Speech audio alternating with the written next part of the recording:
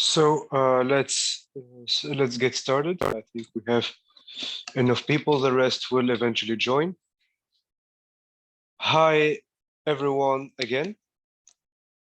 So today we'll be resuming our lesson with Node.js, and we'll be getting an introduction to MongoDB, so we can store our data and read from there and everything. So we have a lot of things to go through, so I suggest we get started. So today we'll continue on with Express, setting up routes and controllers. We'll see a few useful libraries to use with Express. We will talk about Cron Jobs, about sockets, and then we'll take a look at MongoDB, and if we have time, we'll take a look at Mongoose, which is basically a library to use MongoDB on Node.js. Before we go any further, can anyone see my screen and hear me well? Is the sound and image good for you guys? Yes, it's good. Good, perfect. Okay, then basically let's start by reviewing what we did last week, so it's fresh in everyone's minds. So last week we set up a new node project, where basically we started by going through a few things. We saw a few. Let me open up the code. We saw how we can write functions writing to the console on Node.js, where we can see it in our terminal. We've seen how we can basically have callbacks to use asynchronous functions. We've seen how we can use promises for asynchronous functions. We've seen the difference between the two.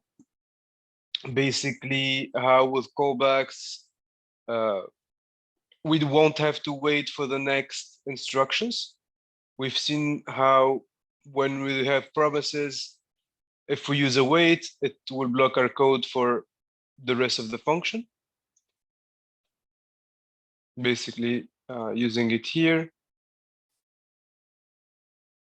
We've seen events, basically how we can declare an event emitter, which is basically a replacement for the add event listener on the DOM. So basically, since we have no DOM, we have to declare our own event emitter. We declare event listeners, and then we emit this event. I hope you reviewed this part, because this will be very important in today's sockets chapter, because sockets rely on events, on emitting and listening to events. So we have what we call an event trigger, which is something we don't have to handle in the DOM, which basically emitting an event. And like we see in this example, we are emitting a click event that we are listening on here. So it means that whenever we emit a click, it will basically say hello. And we can emit, we can declare whatever events and emit whatever events we want. So we also saw the file manager. We looked at the file system library. We've seen how we can create files. We basically created a small hello file, hello.txt, where we've been writing a JSON. We have a JSON file, we have been rewriting an object and then writing it to a file. We've seen how we can read files, but we've also worked with big files, basically how we can create a big file thanks to a create write stream. So it doesn't have to do it all at once, saving us our RAM and our computer's performance. We've seen how we can read that big file in chunks, basically reading it through bytes. Here we're reading, for example, 256 bytes at a time. And we've seen how we can get basically an absolute path using the path.data_name. Okay, this is bad. Okay, what we have you seen as well? We've seen how we can create our own HTTP server using the default HTTP library. Basically,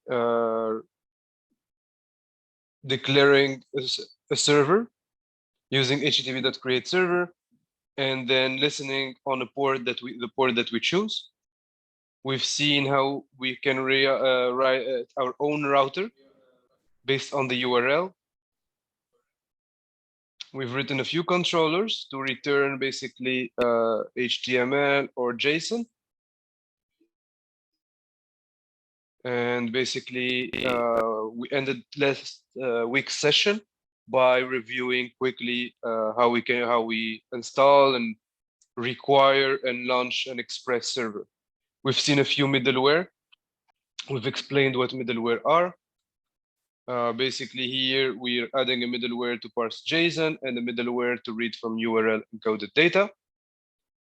And basically, we've written our own middleware as well. And we stopped there for last week. So before we go any further with today's lesson, do you guys have any questions regarding what we saw so far? Before we dig any deeper? Or is everything clear up to this point?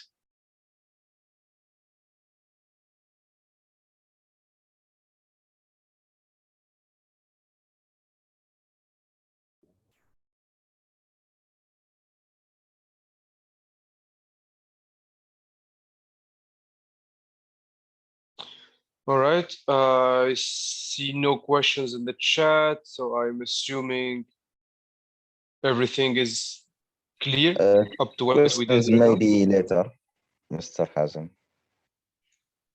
In another session. Can you repeat?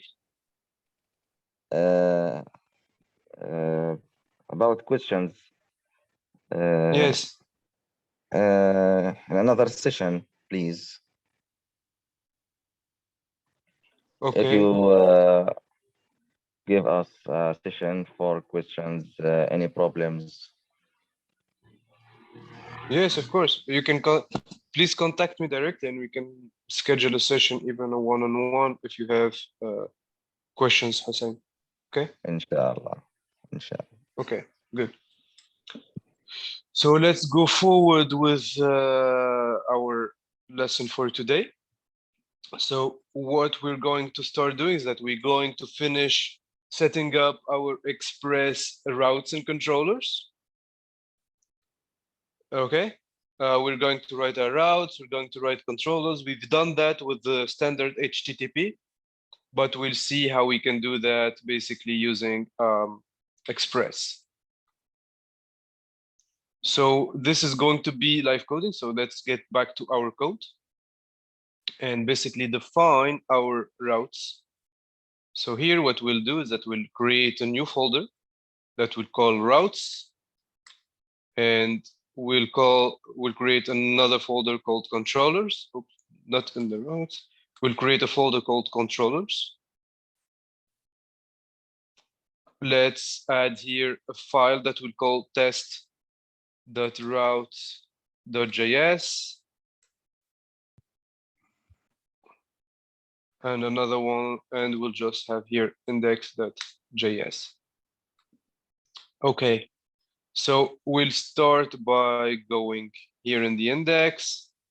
And what we'll do is that what we want is that we want to here to call all the routes. We can have, okay, oh yeah, zooming. I'm sorry. So I will zoom here. It's too much. Okay. Is that better?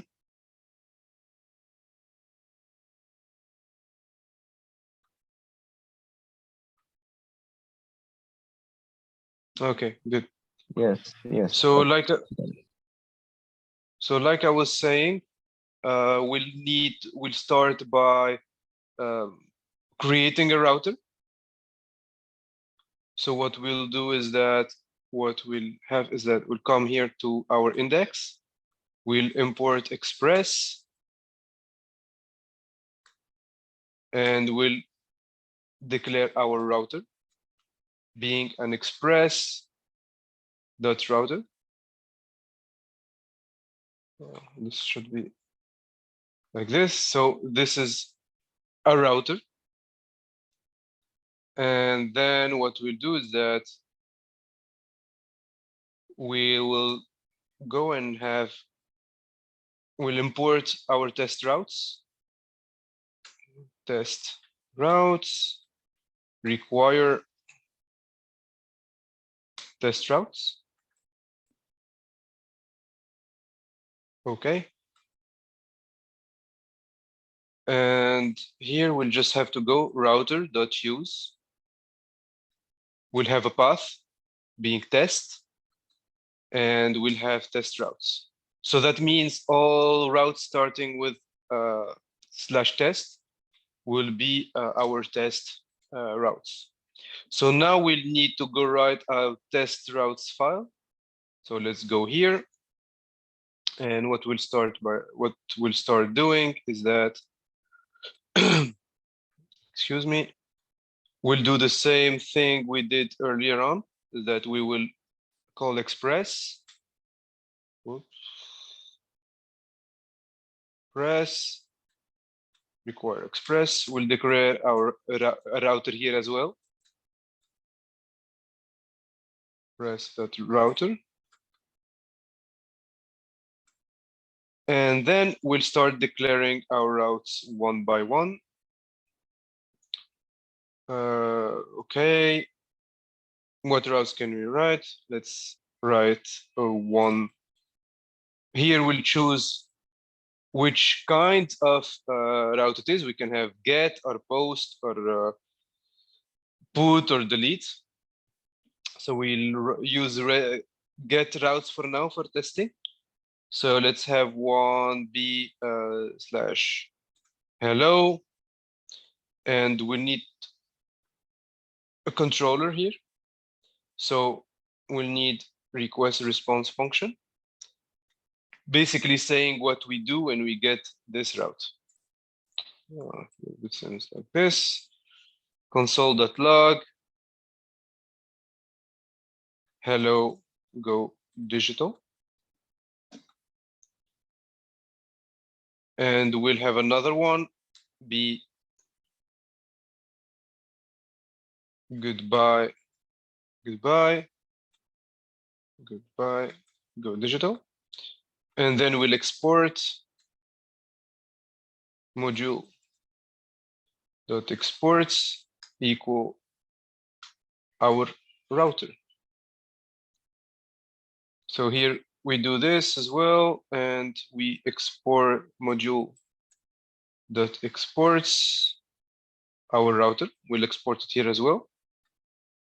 So now we've written one base router, which is going to be our test. And inside it, we have multiple requests set up through the router. So let's go and call it in our Express server. That's the next step. So last step is going to our Express server, and we need to call basically that router to say, hey, that's the router we want. Okay.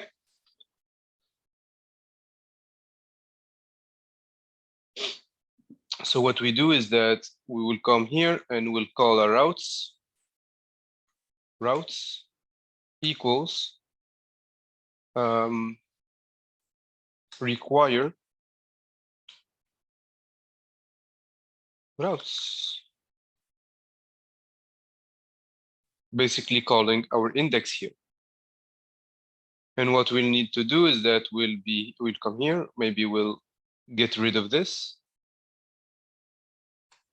and we'll do app.use routes.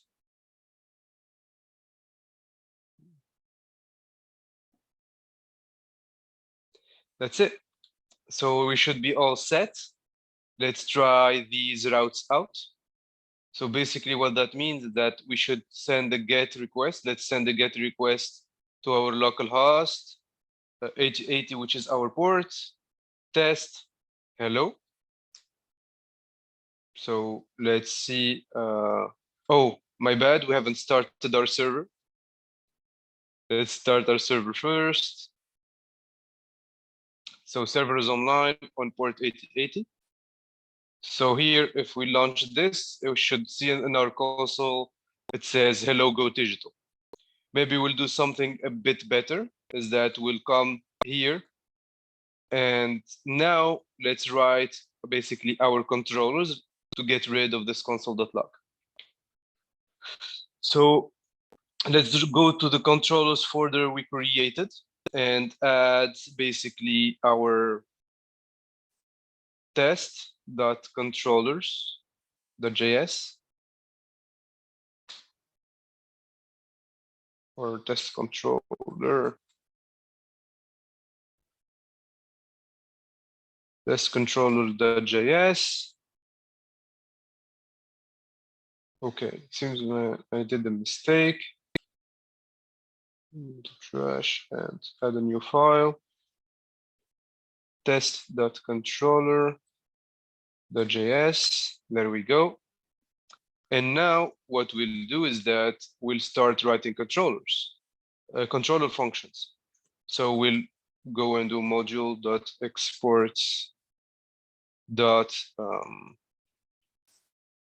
say hello equals always have the request and the response. And what we'll do is that we'll basically res.json,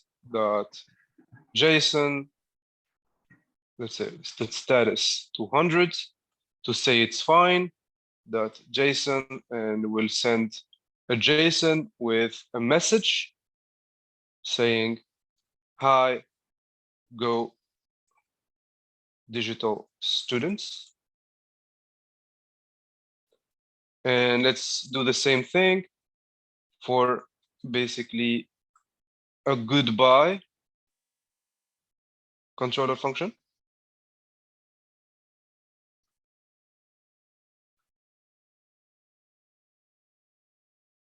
Okay, so now what we do is that we go to our routes and we'll import our controller. So test controller equals require. We'll go to our controllers and we'll load the test controller. Okay, so now instead of having to write this, all we can do here is go test controller dot say hello. And here we should have the same thing, except we wanted to execute the say goodbye controller. Okay, so this should be good. We're using no daemon, so it should reload on the spot, I believe, or no, we launched here, there. So we launched on no daemon now, so we don't have to reload each time. And now if we go here and go to say hello, we should get a JSON back with hi, go digital students. If we send it to goodbye, we should be getting back a JSON with the goodbye digital students. So we can have not only messages, we'll see later on when we add a database, we'll be loading data. Let's take a look at how that would work. Basically, we can have a data here. Let's go to our, let's write, basically, let's write a placeholder data file. Here, let's write a file. We'll call placeholder data.json. We'll write some data here. So let's say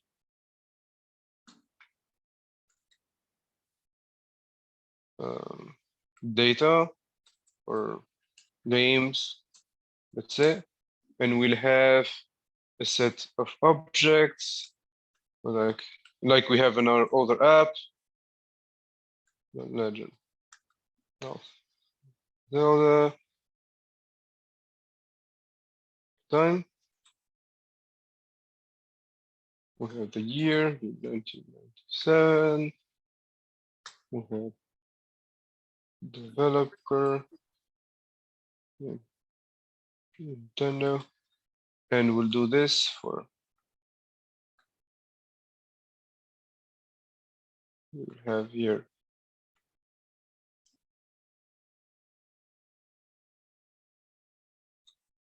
Um, 11 by Bethesda. Let's have street by 2 T46 by Capcom. And now we could come here to the test controller. We can add another one saying loading the data. Data equal require placeholder data.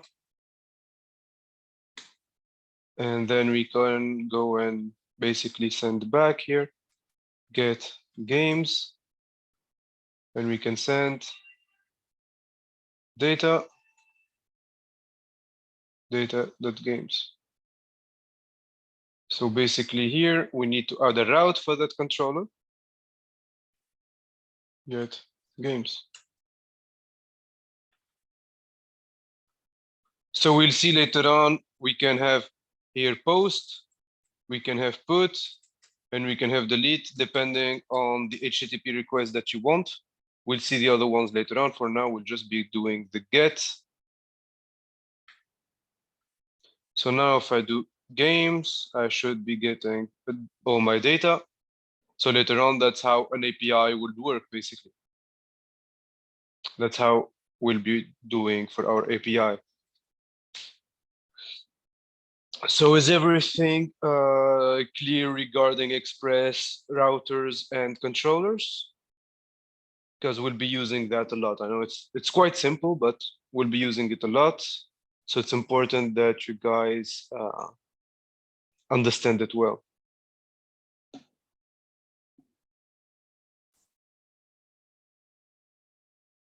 All right. So basically all we have here is like we have a server and we have routes, and every route points to a controller. That's about it. It's like the advantage of Node.js is how simple it is to add new controls and new routes, basically. All you have to do every time is write a function with the request and the response and attach it using the router. That's it. Really, that's all there is to it. So now we'll be looking at maybe more complex, let's say, elements starting now. So now what we want to do is that we want to enrich what our Express.js server wanted to be better. So we'll be looking at interesting libraries to use. So like I said the last week, Express is a small framework. It's not really a big framework. It doesn't have a lot of stuff. It is very minimalistic. All it does is handle servers, routes, and controllers, basically. That's all it does. But when you want to build a bigger application or a production-ready application, you may want more features. And there are some useful libraries that add things to Express that we'll take a look at right now. So let's start with this library, Morgan, which is basically a library for logging. It is a library that will have interesting console.logs automatically for us. So as you can see here, maybe let's add it to our project. As you can see, it has almost 3 million weekly downloads. So it's a very popular library. A lot of people use it because it makes debugging very much easier. So let's try it out, shall we? Let's install it. Let's go back to our terminal and install it. As you can see here, I have no logs. I have nothing happening when I do requests, and you'll see how Morgan changes that. So let's install Morgan.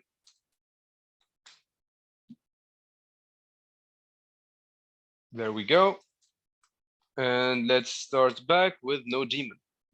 So now we need to set up Morgan. As you can see here, there are multiple things you can do with Morgan. We can have a predefined template, or we can tell him what kind of console.logs we are expecting. So let's basically try it out. Let's take a look. We have multiple examples in their page. There are a multitude of things that we can do with it. And we have basically an example running here. So basically how Morgan works, it works as a middleware, as you can see here with Express. So we need to use app.use and give it the middleware. So let's try it out. Let's try it out. Let's go to our Express server. And what we'll do is that we'll come here and we will add Morgan. So we'll require Morgan here. Const Morgan, require Morgan. And what we'll have to do is that we'll come here, like we added these middlewares. We've added a middleware for our routes. We added a middleware for our URL encoded middleware. And now we'll do the same thing to add Morgan. So basically .use Morgan, and we'll start by using the tiny template, and we'll see how that works. So that is done. As you can see here, our server is being reloaded. But now let's try going once again to test games. And let's go back to our console. And you'll see that Morgan has put basically logs, console.logs for us. It tells us, hey, somebody sent us a GET request and to this route, and it ended up being 304 status. And we see that someone tried to load images because I'm using a browser extension here, and it basically tried to load an image, and it says, hey, we have no image, so it's 404. And it tells you every time how much time it took for the response to happen. So if I go back to, let's say, hello, for example, you'll see the same thing happening. Every time there is a request, it will tell us basically what is happening and what are we getting. So let's try another template. We can have here combined, which is another template that will change basically the format of our console.log. Let's run this again. And you see now it has a way bigger log. It tells us basically that we got this request, but it also tells us from which browser and which operating system. It tells us basically everything we might need for debugging. And of course, if we go back to the library page, we can customize that message if we want something basically that we write ourselves. As you can see here, these are the ones that exist. And we can write our own using the same format. So for now, we'll keep it, this is too long, we'll keep it at dev, which should be fine. It's basically like this. As you can see, this is a bit more information than the one we got up here. And basically, that's it. That's it for Morgan. It's a very useful library to add when you're debugging, because it tells you when request is gotten and when it answers and how much time it takes. But there are other libraries that are interesting. Basically, the .env, for example, it's very used. That's a very important library. And as you can see, it has more than 20 million weekly downloads. It's actually a standard. Like, I don't know anyone who doesn't use it. Everyone uses .env. And basically what it does, if you remember last week, we talked about environment variables. What .env does is that allows you to define a file called .env where you declare all your environment variables that you need for your Node.js program. So let's install it and see how that works. Basically, what we'll do is that we'll install it now. .env. So we have installed it. Let's run our server again. And now, actually, let's not run it right now. But as you see here, we have a port declared here, like the port 8080. And we don't want it to be declared there. We want it to be coming from an environment variable. What we'll do is that we'll come here, we'll add a new file, we'll call it .env. And here you can declare any environment variable that you would like. We can go like port, for example, here, being 8080. We can declare anything. Like, for example, full bar if we want. And what we need to do now is that we'll need to basically call .env. Like we can see in the example here, we'll need to call it. So let's get started with .env. Okay. Let's get started. So we'll go to our index, basically the root of everything, and we'll just need, before anything happens, to require it. So we will require .env and .config, and basically that's it. And now what we can do when we go to our express is that we can, instead of using port 8080, we can use process.env.port. Okay. Like you can see here, you can use it. People use it a lot for holding their database host, user, and password, as we will do as well later on. But for now, we'll use it for our port. So process.env.port. And as you can see, if I go now and go and start a server, it still starts on 8080. And if I want to start on a different port, basically I will come and put another one here. Let's use 3000, for example.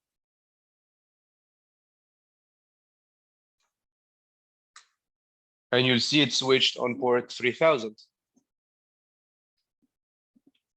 So you can use it. Basically, it's like having global variables that don't change. Anything that is declared in the .env can be read from anywhere, but you can change their values. The values can change, they're constant. So that's basically how it would work. Let's turn it back to 8080. And let's add something here to tell, hey, if we don't have a port set up, start it on 8080 by default. We should be good with that. Let's take a look at other libraries we might have that are interesting. Okay, so let's get back to our presentation. Let's close these. And all right, now the other ones are security related. We have course. which has basically a library to handle course requests. What is course? Basically, course is cross-origin, our cross-origin requests. And basically, using course, we can either enable or disable access to our API. By default, if you use course, it will allow everyone.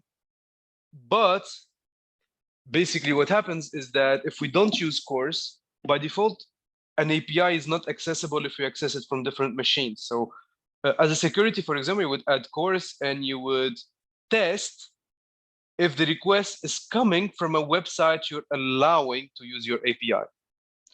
For now, let's not get too complex. Let's just add course to our app.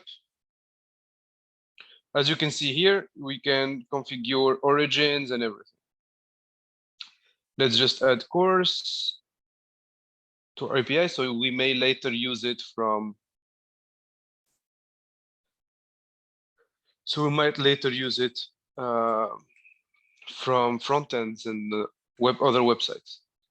So we won't see the effect right now. We will just be installing it because we'll need it. We'll install it, but we won't see any changes right now. So all we'll do is that we'll come here, we'll call course, and we'll just, here we'll add another app.use course. That's it. And basically what that does is it will stop us from getting these errors, course error. We will get it, otherwise we'll get an error saying, hey, cross-origin resource sharing error. We'll get an error saying like this basically in our browser. Let me zoom in. We'll be getting like this. If we don't use course, we'll get cross-origin request blocked, same origin disallows reading remote source. So in order to not get that error, we need to configure course on our server. And that's what we did just now. And as you can see, we have like more than 6 million weekly downloads on this library as well. Last one, again, something you might not see the effect of it is Helmet, but I would advise anyone and everyone to use this library. And why? Because it basically adds lots and lots of security headers to your API. You won't need to understand all of these. I know we're not learning computer security right now, and that's why Helmet is important. It's basically, you don't need to think about it. You just add it, and that's it. And it will add security headers to all your requests and all your responses, so you can, rest easy. So we'll add it. Again, it's just a middleware, so it's easy to install. We'll install it to our server. We'll install Helmet. And it's really easy. You just go, and then we go here. And it will add a bunch of headers, as you will see in a second. So let's import Helmet.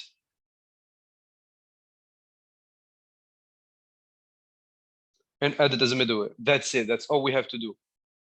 And what you'll notice is that when now, if we launch a request, let's open here and take a look at our network. Let's zoom in. You'll notice something really interesting is that if we now launch a request, what are my requests?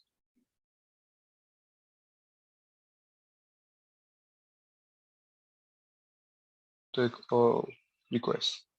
So now if you go here and take a look at my hello request, let's zoom in. Okay. If we go to the headers, you'll see a lot of headers being added. You see now we have access control or allow origin, which is added by course. We'll see content security policy. You'll see e-tag, referrer policy, the strict transport security, DNS prefetch control, a lot and lots of headers that we didn't write ourselves that basically allow us to secure our API. So it's an easy way to add a small layer of security, so you don't have to do it yourself. It's easy, you add it and you forget about it.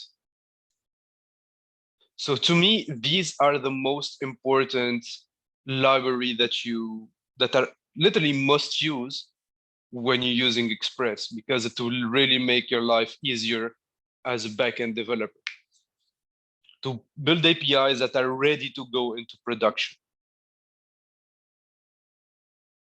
Does anyone have any questions regarding the libraries we just saw? Or can we move forward to cron jobs and sockets?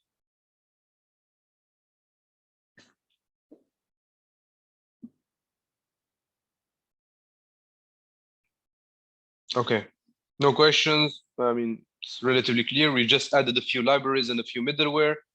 Nothing too crazy, but they're really good to know.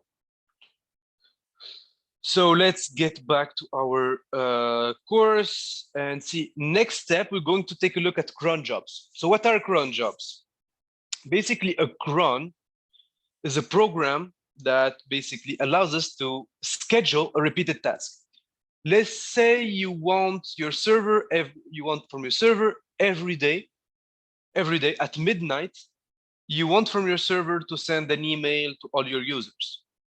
Say every day at midnight, you want to send an email to all your users saying, I don't know, good night, for example. Well, what you would want to do is that you would want to execute what we call a cron, tell it, hey, every day at midnight, run this function that sends an email to my users.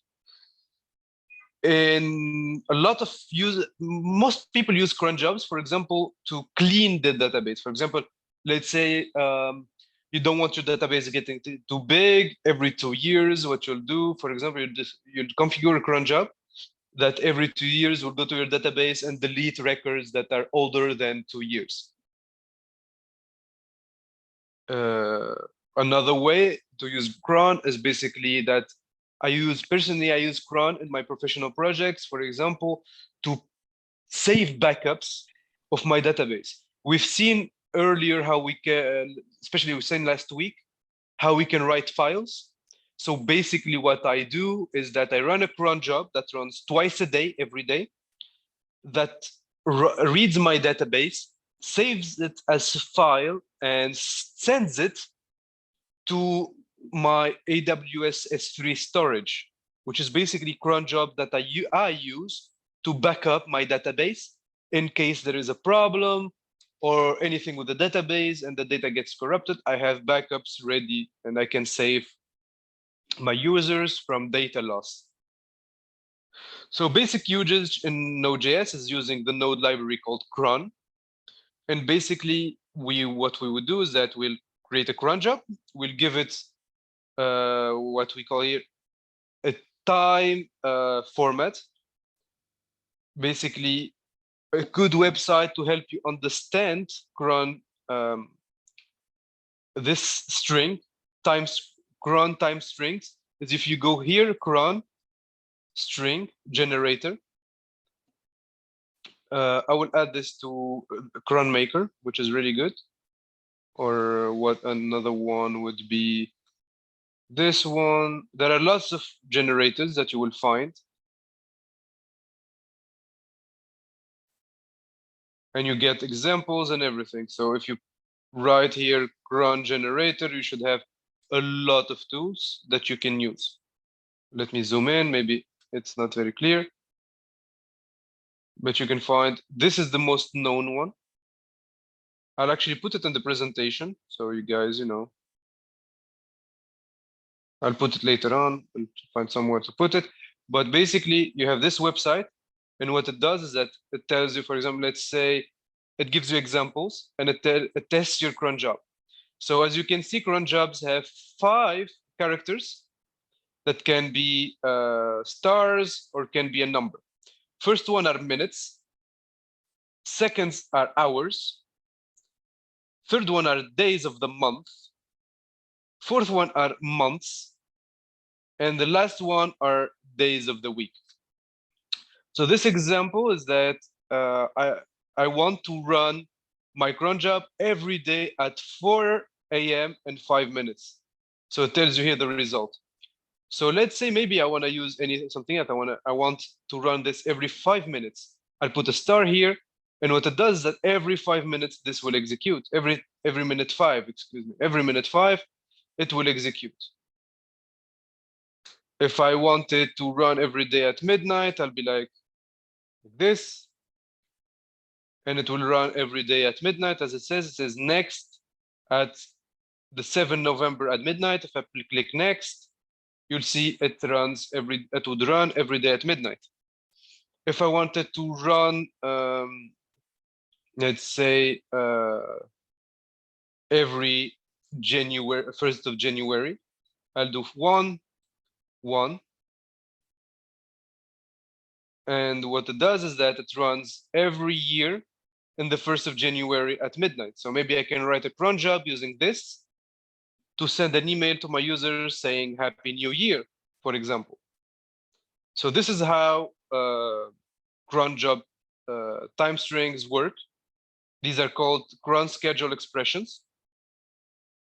And this is how they work. So maybe let's use this and write a cron job. Let's close these. So we have our cron generator here. And let's open the cron library page. As you can see here, we have some documentation, but and we have a basic usage. So let's get this code so we can go faster. And let's install cron. First of all, let's install it. So we'll go and install cron.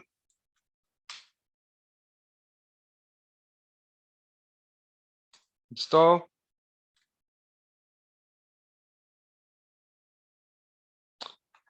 npm run dev.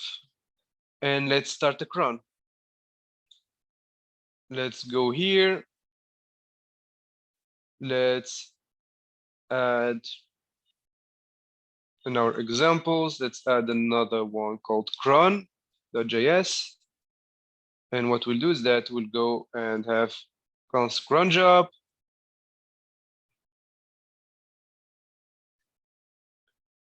Let's call it hello job or module dot exports hello job.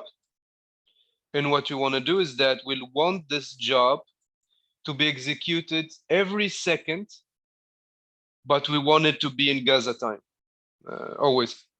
You always need to put the time zones, as you can see, because if we say, for example, a job to run every day at midnight, it will need to know midnight where. Is it in Gaza or is it in Africa, Tunisia, or Europe, Paris? We'll keep it in Gaza. And basically what it does that we'll have a function running here. Let's have it make it maybe another function. And let's say hello to you every second. And now what we need to do is if we come here, we can import it. We can import, for example, our hello job from examples, cron. Okay.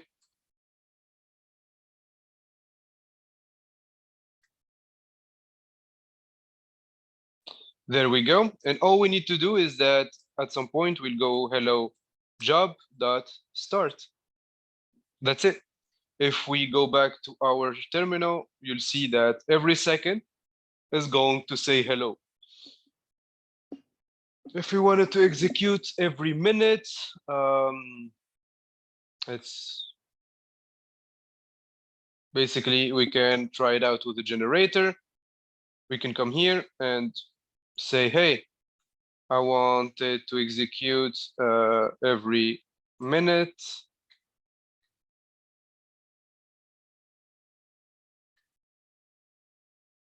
Here we have, so we should maybe here we have 5. Here we have 5 stars. I think we're using 6 here because we have the second. So we say, hey, just 0 here. And now it should execute every minute.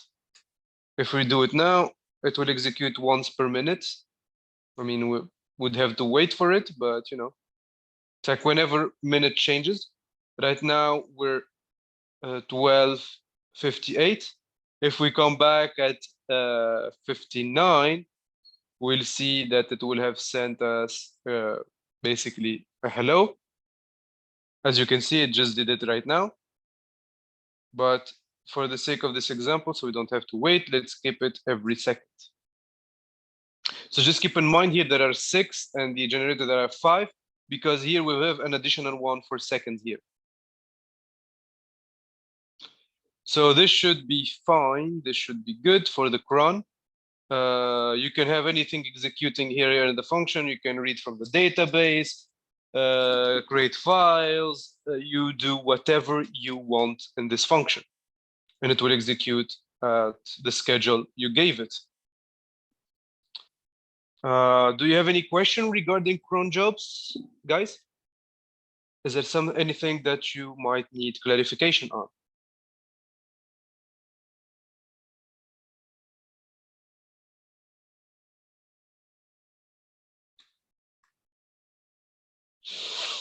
Is everything clear?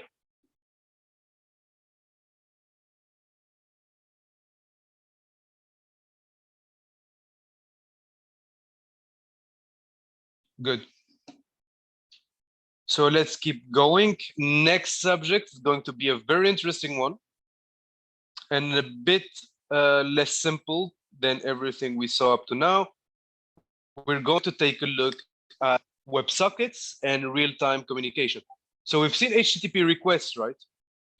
And the thing with HTTP is that the client always needs to send a request to the server, and the server is the one who answers, right? So there is no, how do I say it? There is no way the server can send data to the client without the client asking for that data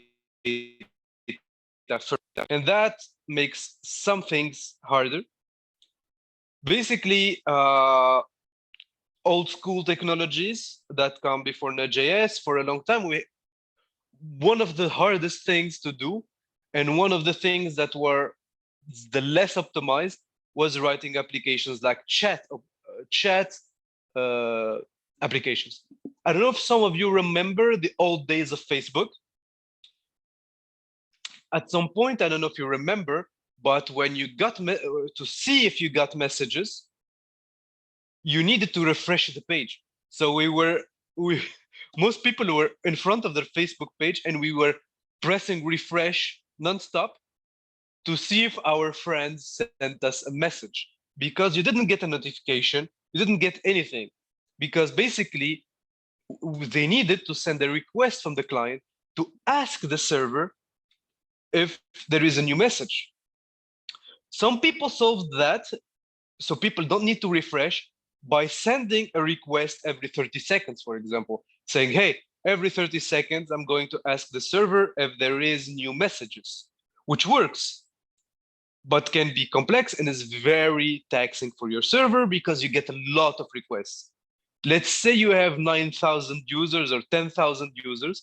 That means that these 10,000 users are sending you requests nonstop every 30 seconds, which puts a lot of stress on your server, and you don't want that. So people worked on a new technology called WebSockets, which is a standard that was developed and implemented by most web browsers by the end of 2011. So Firefox, Chrome, Internet Explorer, Safari, all of them implemented the standard. What WebSocket is that it's a networking protocol like HTTP. HTTP is a networking protocol. WebSocket is another. So here it's totally different. We're not building a REST API. We're not building an HTTP API. There is no GET, there is no POST, remove, there is nothing like that. It's a whole different thing. So it's a networking protocol, and it's an API that basically creates a real-time two-way communication channel between a server and a browser. Basically, what that means is that instead of a client sending a request and a server sending a response, that's called a one-way communication channel, because requests come in one way. Only clients send requests to servers, and only servers send responses. A server can't send a request to a client. Only a client can start that communication. So it's a one-way communication channel. Here, what happens is that a server opens a WebSocket, a client connects on that WebSocket, and once the connection is open, anyone can send an event to the other. We send them messages, and that's message gets sent back and forth. Once the connection is open, anyone can send in that connection. The server can send, the client can send. It's two-way communication channel, basically. So this means that, for example, for chat applications, we no longer need for the client to send a request every 30 seconds, asking the server, hey, are there new messages? Are there new messages? Now the client can just wait, not ask for anything. And when and if there is a new message, the server will send it to the client and the client will handle it. Is it understood in concept? Is the concept clear, basically? Is that, or is it vague? I mean, it would get clearer with practice, and we will practice it in a moment. We'll be adding socket communication to our server. But for now, it's like, is the reason for it clear? Is that why we need sockets, basically? We don't need it for your whole application. No? We need it for chat. We need it for real-time database updates, stuff like that. Okay, so now we're going to talk about Socket IO. So what Socket IO is it's a multi-platform library that works both on that both has server and client APIs, and it's easy, fast, and it's reliable. WebSocket-based communication implementation. So WebSockets is a protocol, like we said, so it may be hard to implement by yourself. So basically, most people will be using libraries that implement this networking protocol. And the most well-known is Socket.io. So here I included the basic implementation of Socket.io on our Express server, but we will be doing it ourselves anyway in a moment. So let's get started with the socket, shall we? Let's say we write a small chat application. Let's build a small chat application. Let's get back to our code. Let's reduce this. First thing we need to do is install Socket.io on our server. Okay, this one's saying hello every second. So let's maybe shut down the cron job so it stops saying hello every second. And then what we'll do is that let's clear this. We will install Socket.io.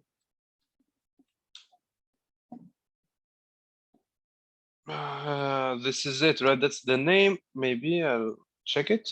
Let's go to npm Socket.io. Yes, it is Socket.io, so it's fine. Let's close the cron job ones.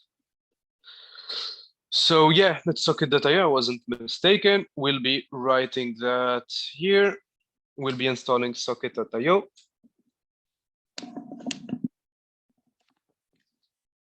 So it's installed. We're good to go. Let's run our server again. I thought we stopped the job. What's happening? Okay. Good. Okay. Clear. Dev. Start anew. And now what we'll do is that we will start implementing our sockets. Okay. Now we'll go to our Express server and we'll import socket socket.io. We'll need to import it. Okay. We need to import the server. We'll go here and import request const server require socket.io. This should be fine. Okay. So now we should be coming here after our server. And what we'll do is that we will add an IO. And what we'll do is that IO is a new server. And basically what we'll need to give it is first we'll give it the server here, the Express server, right? And we can give it a set of options or we can just not. So let's take a look at the documentation maybe to see what options we might add. So let's open the documentation. Let's go to socket.io. So this is their website, socket.io. Let's go to the documentation and let's open the server one, initiation, and we'll see basically they're doing the same thing. It gives you in the documentation ways to integrate it. We're using Express, so they're doing something similar to what we're doing. There are options here. Let's say it says more information here. This is the Express options. So we have options here, different options. The complete list of available options can be found here. So here we have basically paths. We have a lot of options. Basically, if we want to send a timeout, if we want to allow certain requests, we want to add cookies, we want to allow course. Basically a lot of stuff. Okay.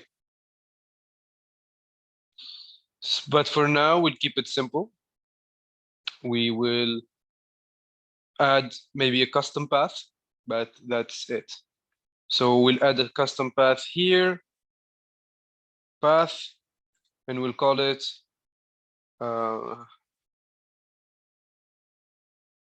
Websockets/WS. And what we'll want to do is that we'll want to add now events. Remember, we talked about emitters and listeners. Now we're going to listen. io.on connection socket. First, we want to listen on console.log.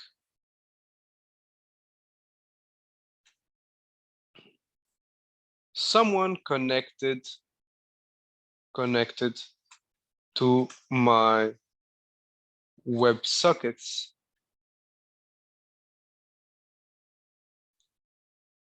And we'll have here maybe socket ID being socket.id.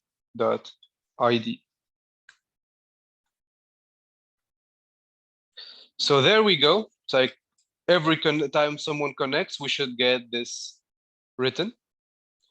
So basically that's all we need to do. That is it. We're already ready for connections. So maybe now let's go and write a client. an example of a client. Let's add a folder here we call clients, and we'll have here an index.html. And what we'll do is that let's take a look at the client call for Socket.io. Let's go here. Let's go to the client API, or the documentation rather, and see how we can initialize on the client. So let's go to the initialization. So we have the script. We have basically everything we need. So let's say we want to install it from a CDN. So I want to install it from the CDN. Let's copy this. Let's go back to our code. So let's have HTML5, socket testing. We'll want to add our Socket.io script call. And then we might want to add script here saying, okay, we'll add h1 here saying, hello, we are testing our WebSockets client server communication here. So this is basically going to be our front end. Now we're just doing this for the sake of simplicity. We're putting it here just for the sake of simplicity. But in reality, you won't have your client here. Basically, you'll be having your React application, your HTML application, whatever your front end is, you'll have it on its own, not necessarily in your server project. You'll have it on its own, independently. So here we have the socket.io call. And what we'll want to do is that we'll want to have, basically, I want this to be loaded before I do anything else. So I'll actually load it on the header. I'll load it here. And now we'll be adding a script here to initialize it. So we have our script. And what we'll do is that basically we will see how we can initialize. So we will basically start by doing this. So we'll start by initiating our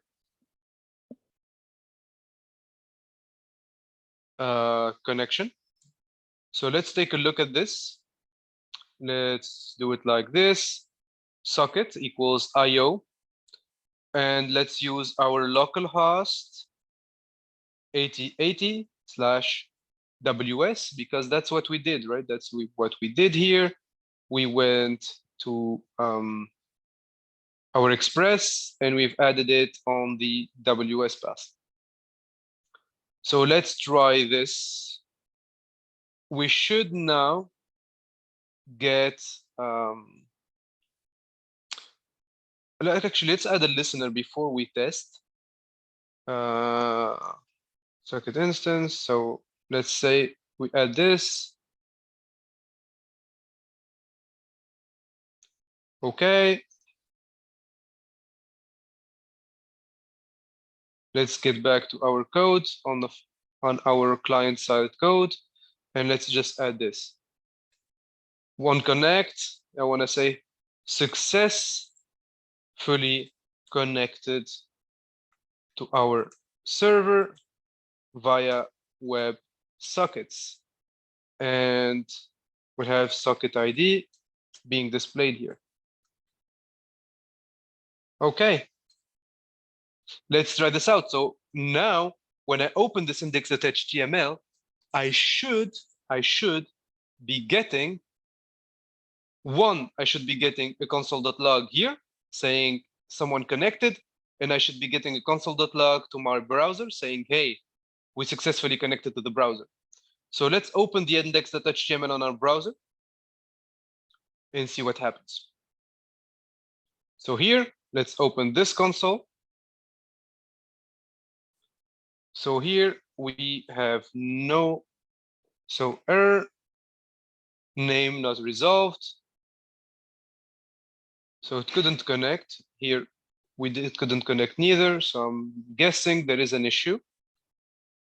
Okay, HTTP. Maybe try it like this. Let's reload. It is not found.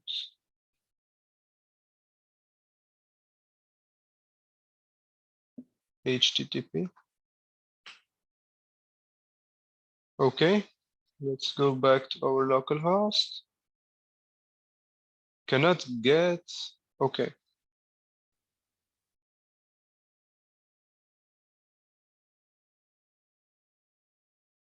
Get socket.io, the transport polling. This is weird. We are not getting the right path.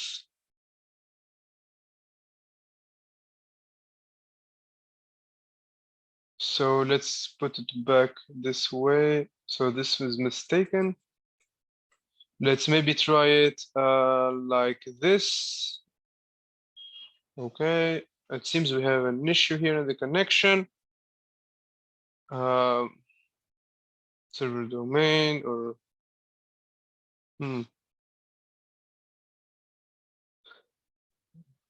let's try it with WSS.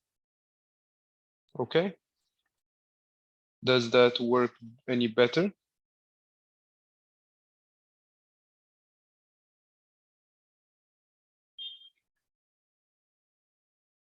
SSL protocol error.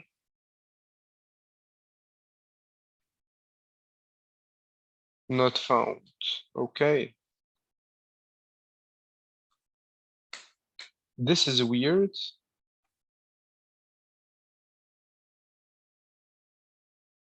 Error name not resolved. Let's try it. If we do it like this, name not resolved. Let's start back. So here, what does it mean? File socket.io, name not resolved. Okay, where is it sending it to? So file socket.io.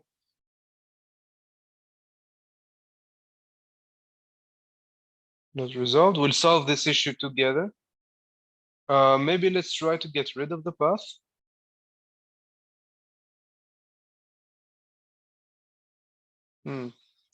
Let's look it up. We have a file. Let's try it. Socket.io. Let's take a look. Socket.io client. Name not resolved. What might be the issue here? So someone has the same issue. io dot connect. Are we doing it right? Next.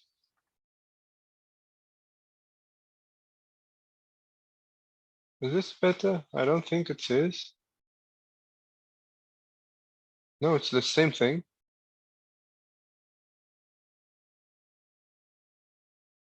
It is the same thing. So what have we done here? HTTP, localhost, and maybe set 0.1, which is basically the localhost. Maybe it doesn't like the name localhost.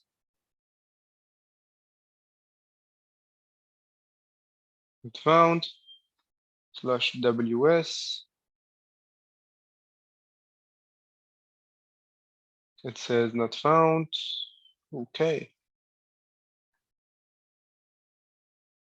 Maybe I made a mistake with the path here, let's say. Okay. Maybe let's try in our express. Let's get rid of this, maybe. And maybe let's get rid of the path, custom path we put. Maybe that's creating the issue here. Is it better now? let's test. So it says, okay. All right, so now we're getting somewhere. So we have a course problem. So let's add course to our socket here, handling course. So let's have here the course option, and let's add that here. Okay, let's add this to our options. So course origin, let's have it like this, and methods, let's get it like this. So allow everything. So now it works. Yeah. Now we have no issues connecting anymore. So let's close this and start again. So see, now it says, whoops, what have I done? What have I done? Whoops, okay, where am I? Okay, let's reset this and zoom in here. And as you can see, it says, hey, successfully connected to our server via WebSockets. And Sam is found here in our server. Someone connected to my WebSocket, which is great. And you'll see that the ID should be the same. So USH, it should be the same here. See, USH. So we know this is a socket that is open between both our client and our server. Tarek, yes, everyone hates course problems.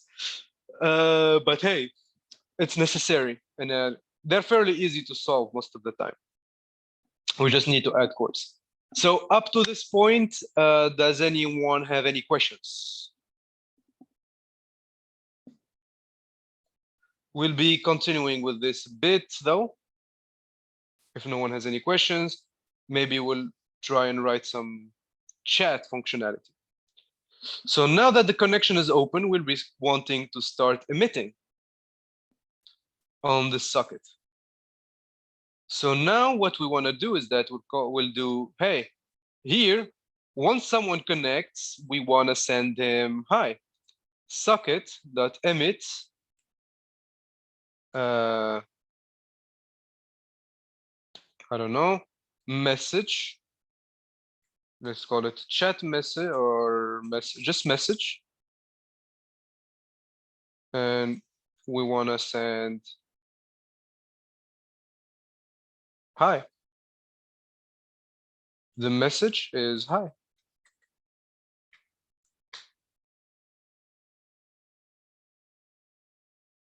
Or data, maybe, hi. And now what we want to do is like, see, we're emitting a message on the socket once there is a connection. Now what we want to do is that we're going to go to our client code, and we want to add something else. Here, what we want to do is that we want to add something else. We want to add socket.on message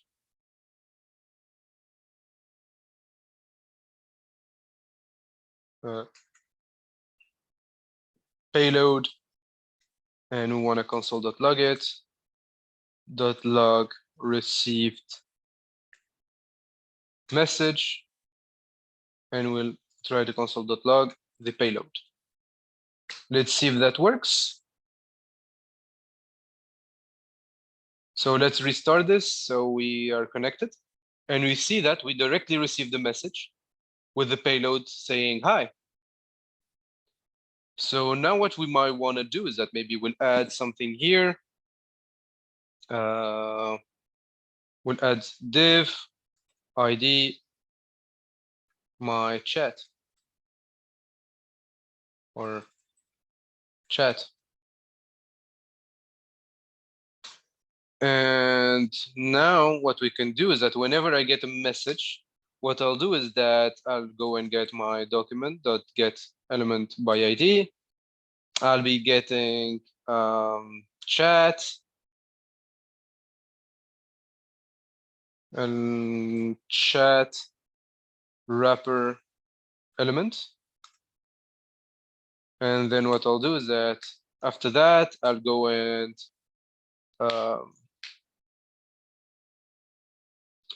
have a new element, what we'll do is that we will be creating an element. 1 second.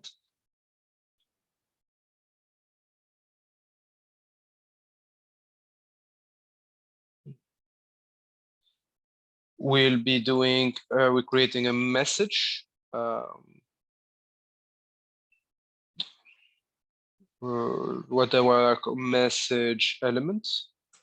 And it's going to be document.create element P. Let's call it, let's have it be a paragraph. And what we'll do is that we'll go and have message element dot inner text equals payload dot data. And then we'll want to append our message element. So now, whenever we get a message, it should be displayed here. So let's refresh. See, it says hi. Now, maybe we'll want to write a message. So here, we want to emit from here. We can do it as well. Let's add an input.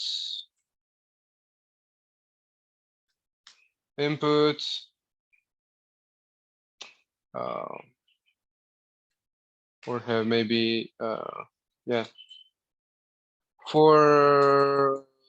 Let's have an input. I don't know if I should make it an input or a form. Let's make it a form actually, and have on submit.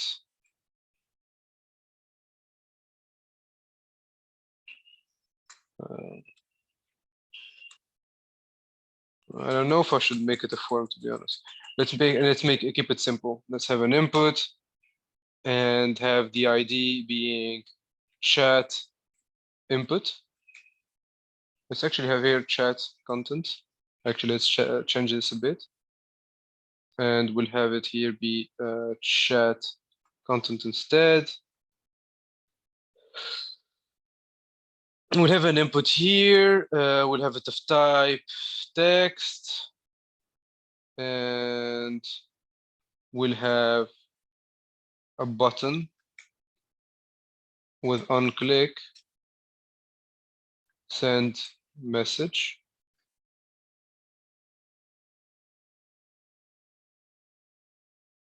Send. Okay. And now what we'll want to do is that, okay, we want to write function on function send message, which will basically be getting by ID, chat input dot value. Let's go to chat input L. Change this actually, just because I called it content. So just to keep it consistent, chat input element equals that value. And what I want to do is that when I send, I want it to socket dot emit, like we did on the server. We're going to do emit of type message, and we want it to be data chat input L. I mean, that's what we did right here as well. We'll be doing the same thing, data dot value.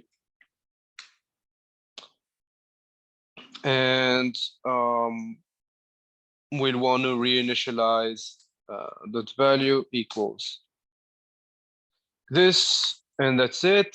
Now let's try it out. We should be getting an input here. Let's reload. Hello.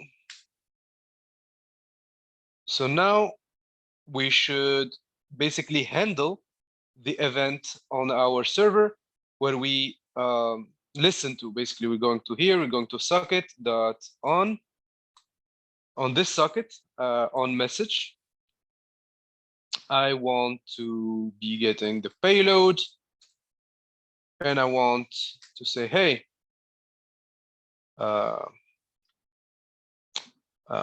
console.log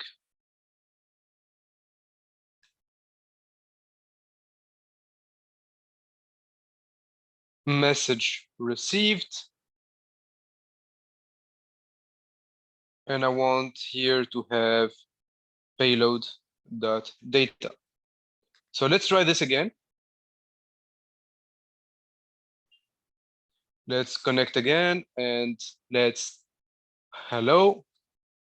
We send it. Okay, let me zoom in a bit. Okay. Like I said, we said hello. So here, as you can see, we have message received hello. And the funny thing is that we can add, maybe we'll add this here. Actually, when we emit a new one, maybe we should do the same thing we did here.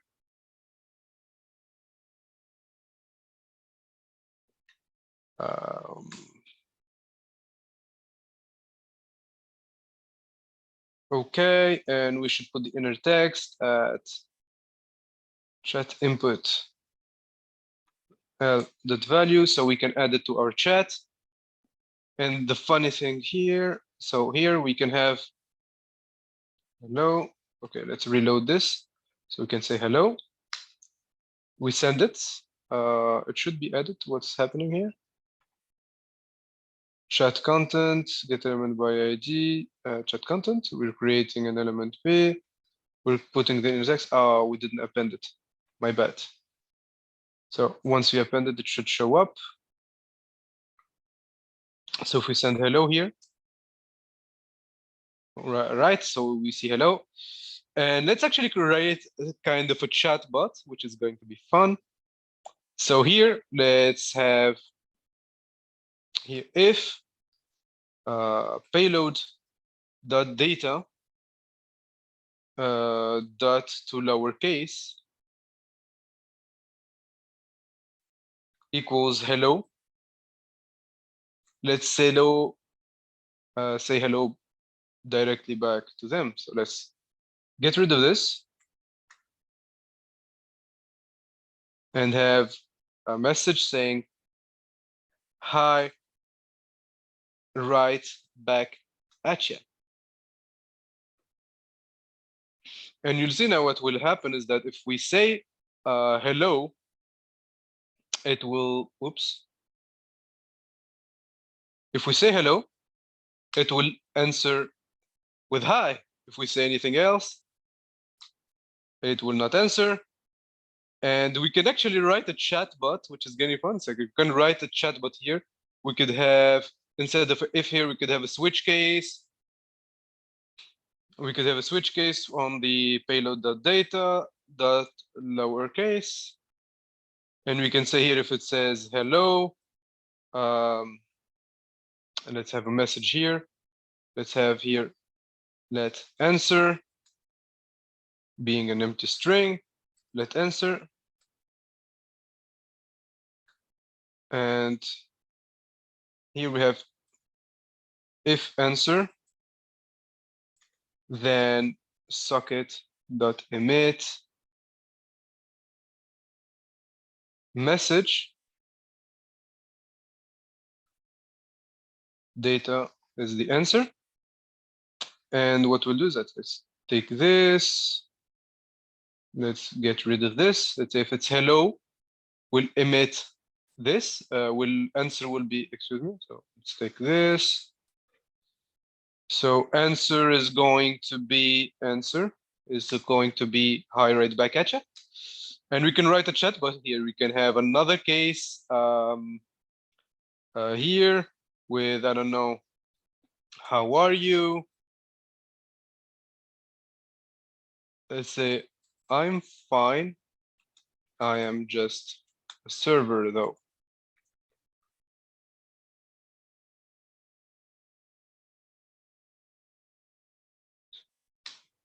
So here, like we've written a small chatbot. So if we go back, let's restart this. Actually, 1 second. My computer is lagging a bit. Okay. So here, if we say hi or if we say hello, if we say, well, my computer is lagging a bit. So if we say hello and send it, it says hi. If we say something it doesn't understand, it will say nothing. But if we say, how are you, for example, it will say, I'm fine, just a server though. So how can we make messages dynamic from the API? We can replay. Yes. I mean, you could make messages dynamic by loading them from your database. You can do anything really you want. You can load data from a really good use case for sockets is, for example, you can open a socket. So you update data. Let's say, for example, you have a list. Let's talk about, for example, the application we built with React. Let's say you have that app, right? And you have a list of games. And let's say you're reading that list of games from the database, okay?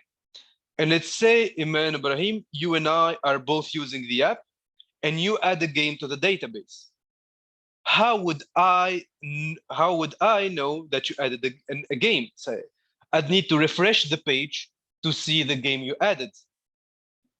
If I had a socket open with the server could send me the games added by any of the other users in real time, so my games get updated in real time.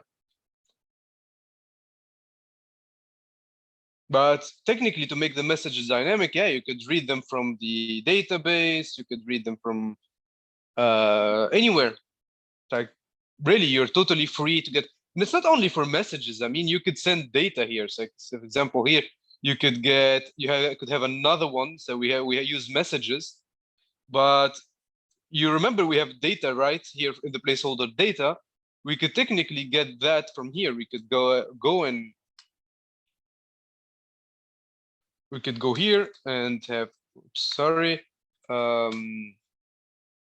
my data. We can require it from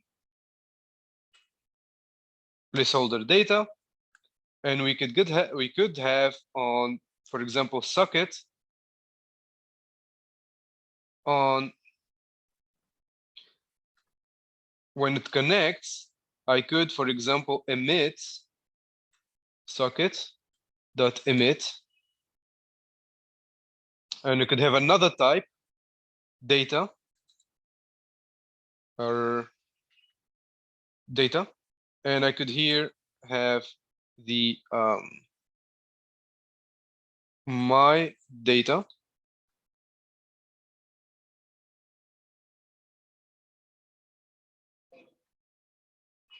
data being my data. I hope you guys can hear me fine. So if I do this, I could go here and, for example, have, let's say here, P being ID, being data received.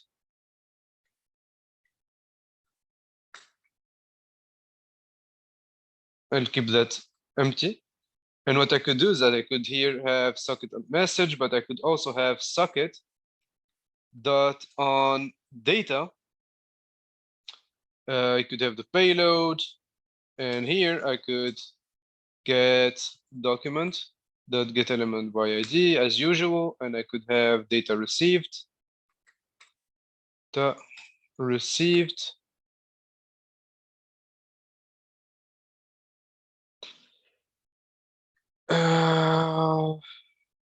The const data show element, and I could have data show element dot inner text equals payload dot data, or you could have JSON dot stringify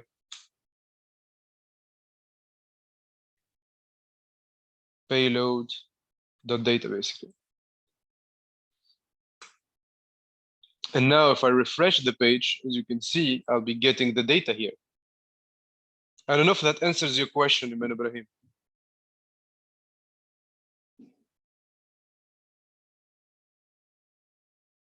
You could send data, you could use it instead of the API. Actually, you could have an application with no HTTP API that works only with sockets, basically.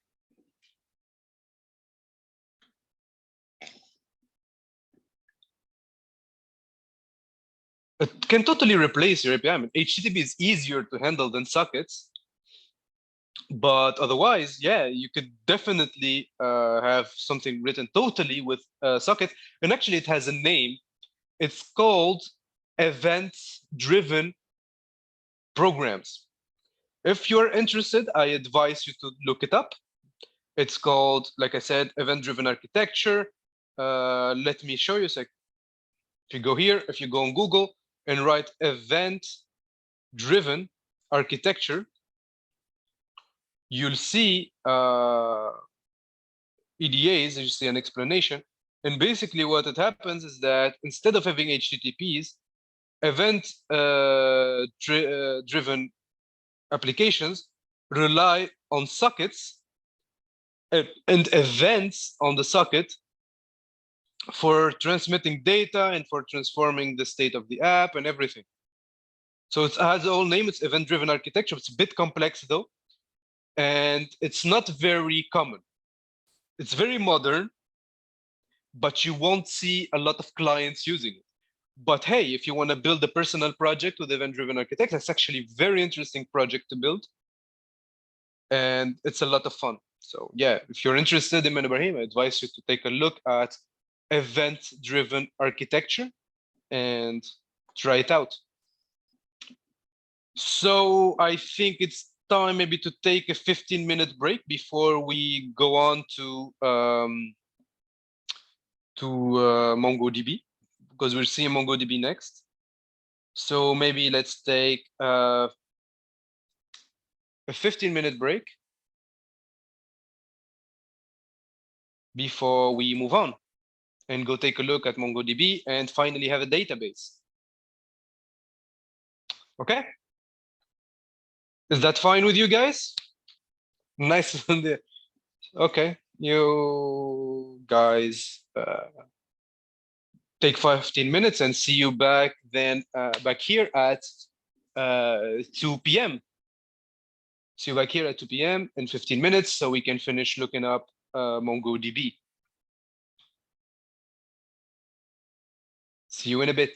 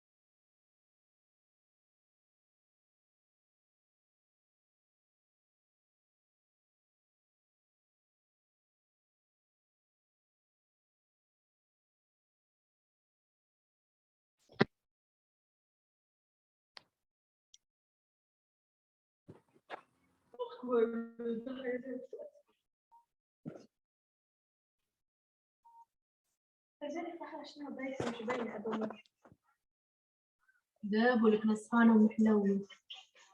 احنا شفناها. بس أضعف بينك ما أضعف. انت تدب دنيا مش شايفاها. أنا ضد صرت أضعف منك كل ضعيف.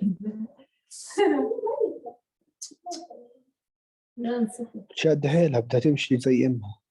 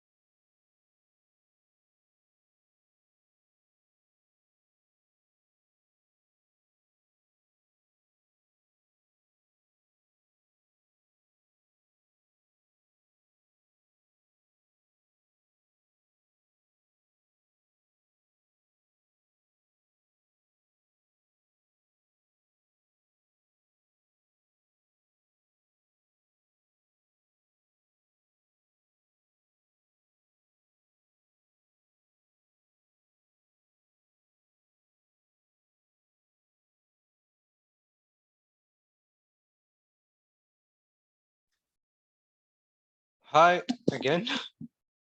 So the break should be over by now. Is everyone back?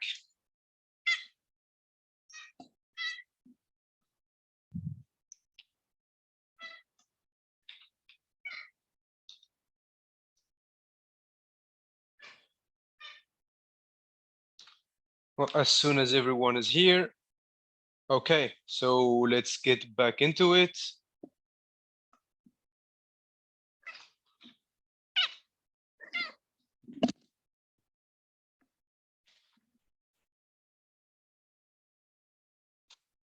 MongoDB. Here, I hope everyone can hear me fine and see my screen fine. What we'll be doing is that we'll take a look at MongoDB as one of the database solutions available to us. MongoDB is used a lot with Node.js, and it's used a lot in general the last few years. The MERN stack becoming the most popular stack commercially. The MERN stack is basically MongoDB, Express, React, Node.js. So that's the stack we learned, and that's becoming the most popular web stack in the world right now. Because it's not becoming, it is the most popular web stack in the world right now. So it should open up a lot of opportunities for you guys to freelance and to work for a lot of stuff. And you can do a lot of things with the stack since it's very common and it's actually very good as well. So what is MongoDB? So MongoDB is a NoSQL document database with great scalability and flexibility. And basically, why is it popular with Node.js and JavaScript in general is that because it actually relies on JSONs. So MongoDB is a group of collections. Every collection has documents. And every document, in essence, is what MongoDB calls a BSON, not a JSON, but what a BSON is basically a binary JSON. But as far as you're concerned, they're JSONs. Okay, let's don't think much on it. BSONs are just JSONs that were made binary by MongoDB, so they're actually smaller and easier to query. But in essence, they're just JSONs. That's it. So that's why they're really popular with Node.js and JavaScript, because JSON, like we all know JSON, we all know JavaScript objects. We work with them all the time when we're using JavaScript. All the time we're writing objects, we're using JSON. And well, having a database that stores JSONs as they are directly as documents is great because you don't have to think much of it. So why are we saying flexible? The alternative is a SQL database, right? We all know SQL databases, MySQL, PostgreSQL, Microsoft SQL Server. A lot of databases that are SQL databases have a defined structure. For example, if in your SQL database you have a table, because we'll see that's the main difference here, we don't have tables. No, MongoDB is a document database, not a table-oriented database. And the main difference here is that when you have your SQL database and you define a structure for it, right? You say, for example, I have this table, it's called the person table. And basically here, it's like this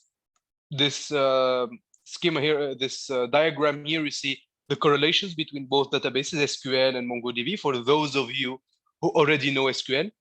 Basically, in SQL, you have tables where MongoDB has collections. And as I said, the main difference is that when you have table in SQL, for example, you have a person table, you define its columns, right? You say a person has to have an ID, it has to have a first name, it has to have a last name, and it has to have an age. And if you get, for example, data with an added field, let's say, for example, suddenly you also have the address, it's going to crash and tell you, hey, there is no column address in the person table, right? You're going to get an error. When in MongoDB, you don't get that error. In MongoDB, it doesn't actually care about the structure of your documents and your collections. You can put literally anything in there.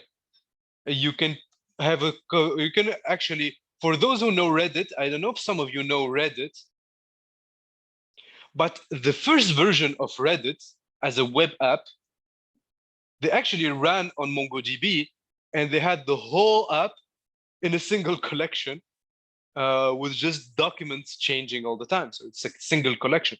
So actually you could have that. You could have a single collection where you put everything. It's disorganized, but hey, you are free to do it if you want. And that's the thing. A collection just needs to have JSON files. They don't have to even share fields in common. You could have people, people data, game data, movie data, music data, all in one collection if you want to. But of course, in the sake of being organized, it's better to separate them. For organization, it's easier to query them, to get them, etc. But you're free to do so. You don't have to stick to a structure where SQL needs you to. You don't have, it's not relational. So you don't have primary keys, you don't have foreign keys, and you don't have a set of columns. For those of you who don't know SQL, well, what I'm saying may not make a lot of sense to you. But for those who know SQL, well, that's the main difference you need to keep in mind.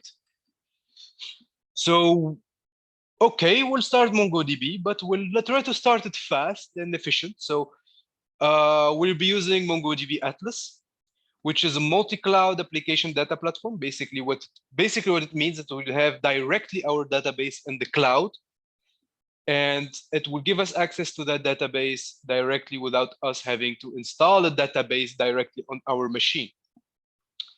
For those who want to install a service and the database on their local machine, I've included in the presentation a link to a full guide to do that on the MongoDB website.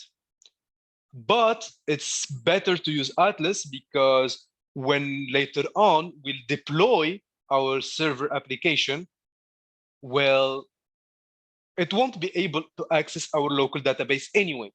So it's better that we directly start with, well, a cloud-based Mongo database. And hey, Atlas even gives us free access and a free tier of databases. So that's what we'll do today. We'll create an account on MongoDB Atlas. We'll create a database. We'll see most common shell scripts, and we'll try to add MongoDB to our Node.js using Mongoose. So what Mongoose is basically a Node.js OGM. For those who are not familiar with the term, it's basically OGM is a library that allows you to easily access your database. For those of you who maybe, I know some of you learn PHP and some of you actually use Laravel. Laravel has an OGM called Eloquent. If I'm not mistaken, Eloquent, I think. It's been a while since I've used Laravel, like 5 years ago. Yeah, it's like an ORM, basically. It's basically like an ORM, but an ORM is object relational mapping. Except here, it's the same concept, but we're not dealing with a relational database. So object relational modeling doesn't make sense. So actually, they use the term OGM because it's more general. It's like object data modeling, and because it's not relational, but it's literally the same thing that you might find in Laravel through an ORM, which is Eloquent. So Mongoose is that. It's an OGM it's basically a library that will allow us to more easily use MongoDB directly from Node.js. Keep in mind, we don't have to use Mongoose. We could use a MongoDB driver and write our own requests, but it might be more complex, and most people use Mongoose anyway. What Mongoose also tries to solve in terms of features is that allows us to define schemas to our documents. Earlier, I said we don't have to have a structure to our MongoDB documents, but we might want to have a structure because in real life, you want to be able to know what kind of data you are getting and how it is structured so you can better display it. So even though you're free not to structure your data, Mongoose actually allows you to write schemas for your database so you know what to expect and you know what data you're getting when you're querying it later on. So that's what we'll use. We'll use Mongoose to connect our database, define data models, and execute queries. So I suggest that we hop on to out of the presentation and we start trying to work on MongoDB. So first thing we're going to do here is like we're going to go to Atlas. I have the link here. So let's go to Atlas and well, let's close this. Let's close the socket testing as well. It's like we had fun with that, but let's close it and go to MongoDB. We'll click try for free. And I'm going to sign up with my Google account, but you can sign up with anything you want. So I'm going to sign up with my personal. I already have an account on my professional email. So I'm going to create an account with my personal email.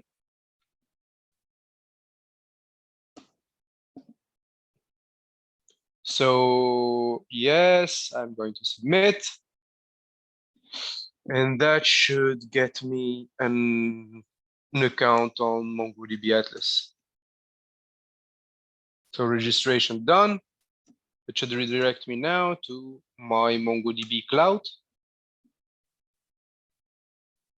So what is our goal today? We say, hey, we want to learn MongoDB, and what type of application are we building? We're building,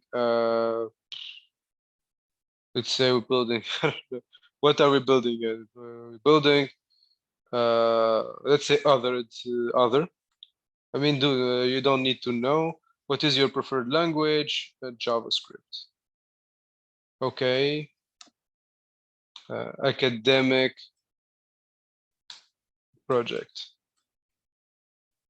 Let's finish. And well, it should give us the free. We want to deploy a free one. Deploy. So let's create a free cluster. We have an MO sandbox. So we'll create that. So we choose a cloud provider. I'm going to put it on AWS. A free, and where we're going to put it. Let's put it in Frankfurt, basically. Let's put it in Europe. And cluster name, let's call it Go Digital Cluster. And let's create basically our cluster. So now it's creating, it says, hey, we are deploying your changes. And basically what it's doing is it's creating MongoDB servers for us. So we don't have to do it locally. All we have to do is like wait a minute or two.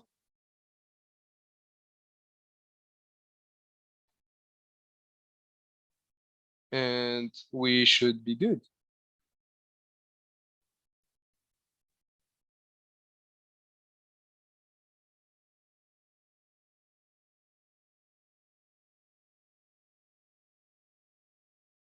Okay, it might take a minute. Like it says, new clusters take between 1 and 3 minutes to provision.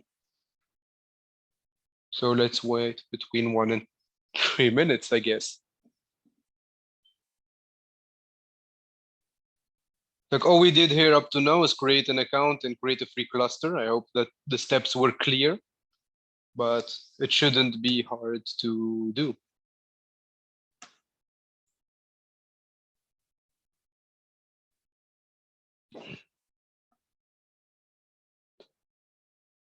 Yes, this is a database on the cloud. Like I said, we could install it locally, but I find it's better to directly work on the cloud because when we deploy, then we can use the database directly. Because if we install the database on the local host, when we deploy our server later on, well, what will we do with our database? We need a cloud database anyway. So we might as well create it now. But like I said, for those interested in creating the database locally, I've included a link to the full guide in the presentation if you want to try it out. It's not hard neither. So you might, just depends on what operating system you are. I don't know if some of you are on Linux or everyone is on Windows, or or some of you are on Mac. It depends on what you are, but the full guide well, takes you through all the steps, no matter your operating system. So this should be actually almost done. It's deployed on 3 out of 3 servers. It's now configuring the database. Okay.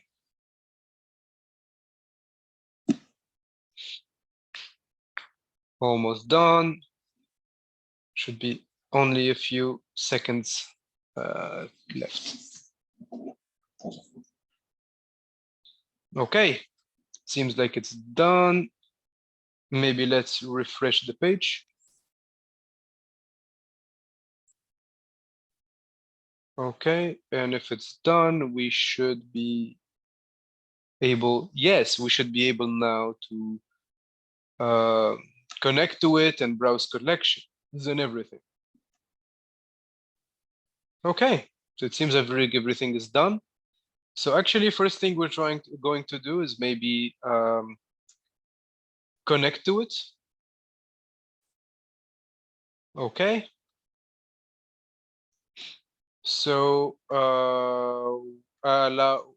when we try to connect, it will tell us, hey, you can't connect yet, set up your firewall. So we can add an IP address or allow access from anywhere. Here, I'm going to allow access from anywhere. Since we're developing anyway, it's not bad. We need to create a database user. So we'll create a user called, I don't know, DB user. And we'll create a data, like an easy password. We'll call it Go Digital 2021 and the star. So let's create a database user here. Okay, so choose a connection method. So we can use the MongoDB Shell. We can connect our application through Mongoose or use MongoDB Compass. For now, we'll be using the shell, which basically it's basically a CLI tool. It's like just on your terminal. So now what we can do is, like, if you are on Windows, it will tell you how you can download the shell. It will give you a link.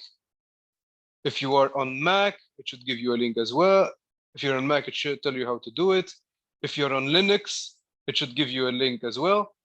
And you can download it and install it depending on your operating system. If you're using Ubuntu, if you're using, it really depends on your OS. But basically, it would give you a link and you can download it and install it. Second, you add it to your path variable and you should be done. I've already done that. So if you're using Windows, it should be fine. Otherwise, I already have the shell installed. So let's check it out. Let's see. Actually, let's add a new tab. We'll zoom it up, cd and mongo.version. And it should tell me, hey, I have a Mongo shell version already installed and it's version 5.0. So Tarek says, what's the difference between AWS and Atlas? So actually they have nothing in common. AWS is a cloud platform that allows you to do basically everything. You can get VPS servers. You can have, there are multiple databases on AWS, not necessarily MongoDB. They have DynamoDB, they have DocumentDB, they have Athena. AWS is a big, big platform. Atlas is just MongoDB databases. And as you saw when we were starting, it told us to choose AWS or where we wanted our database to run. Is that basically because MongoDB actually uses AWS or Google Cloud Platform or whatever platform you want, they use it to host their servers. Because Atlas actually has no servers of their own. They have no data centers. So basically, they use AWS to host the servers themselves. So the difference is actually they're not the same at all. They have nothing in common. But if you were to use AWS, you'd need to create your servers, you'd need to install MongoDB on your servers, and you need to do the networking configuration, everything yourself. What Atlas does, all it does really is do it in your place. It does it for you. That's all there is. So like I said, if you downloaded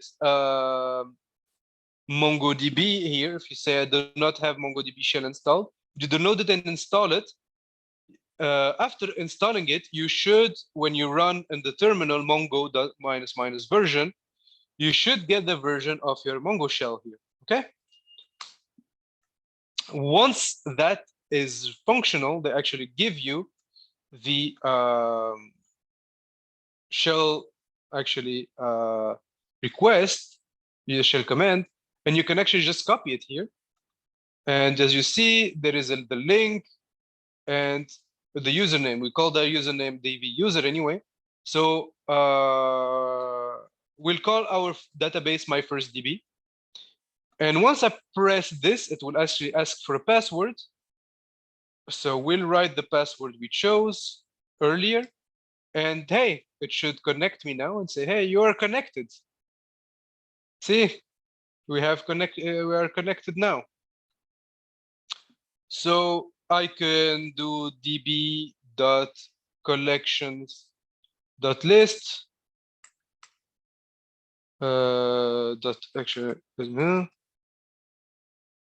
Let's take a look. Actually, we're going to look at a list of Mongo. Excuse me. Let's open MongoDB documentation so we can test a lot of things.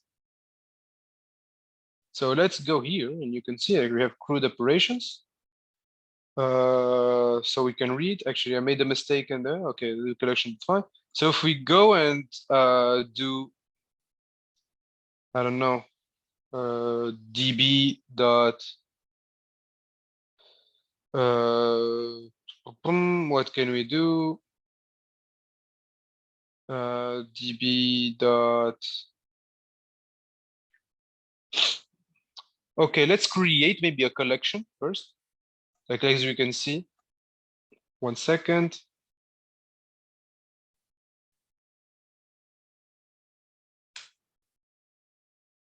First thing we'll do is that we will try to list the collections. What we'll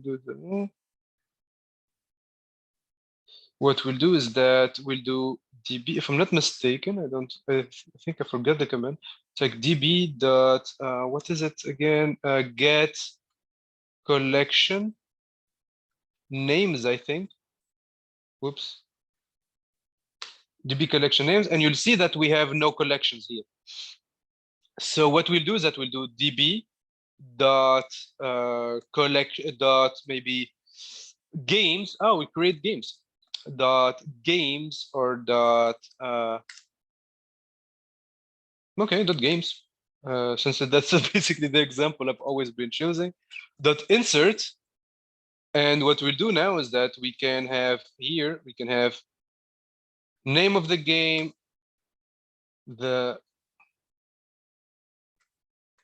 we can actually do it like this, and then we can have name being the Legend of Zelda. I always use the same games because it allows me to not think much about it.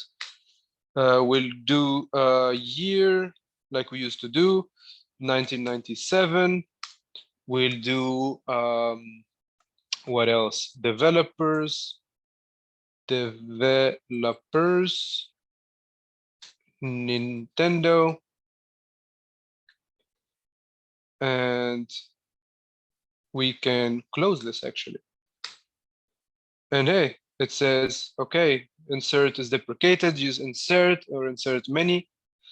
So now we added the game, right? So if we go and now execute again the function get collection names, we'll see that now we have a collection called games. So we can do db.games.find, and it will give us, you'll see that MongoDB automatically created the field called ID, which is basically the identifier of our games.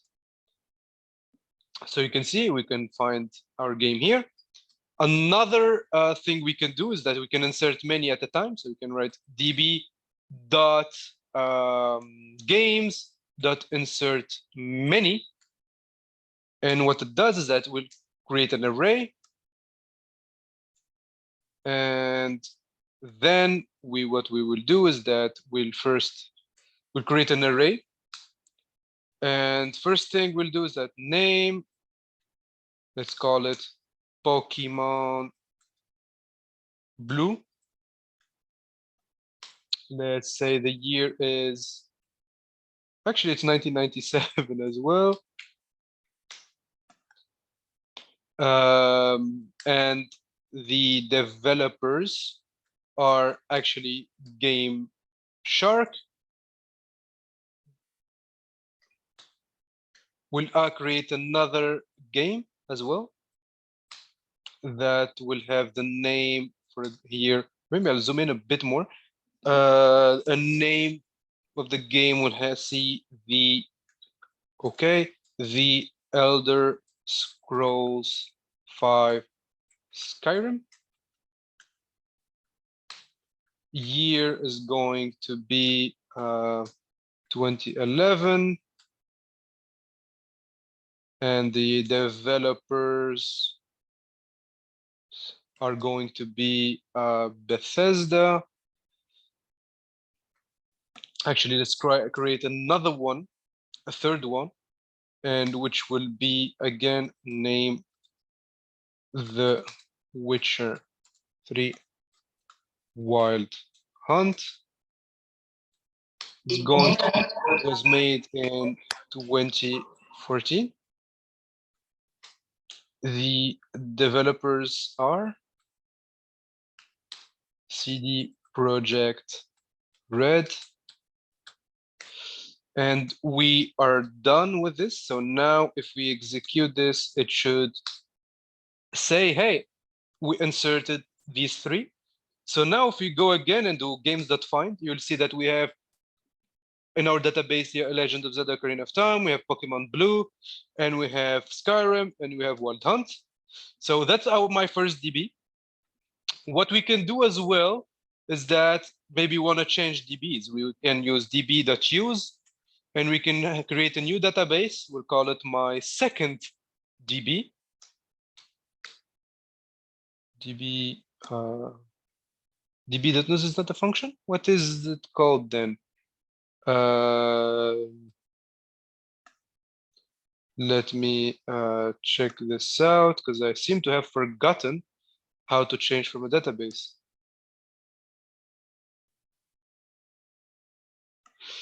Tarek asks why MongoDB is faster than MySQL. Actually, MongoDB is faster than MySQL for a simple reason, is that data is not structured.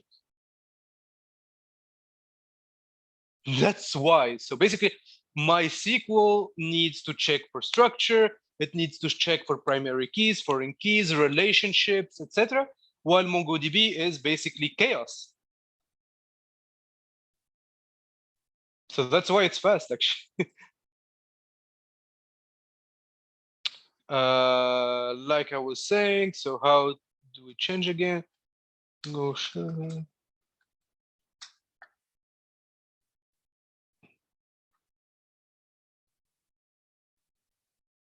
MongoDB. Okay, I wasn't mistaken actually. My bad. You should just not db.use, but db.use, my second DB. Okay. This is not working as expected. Okay, they shouldn't have DB. Should just use. I'm sorry. I'm a bit rusty.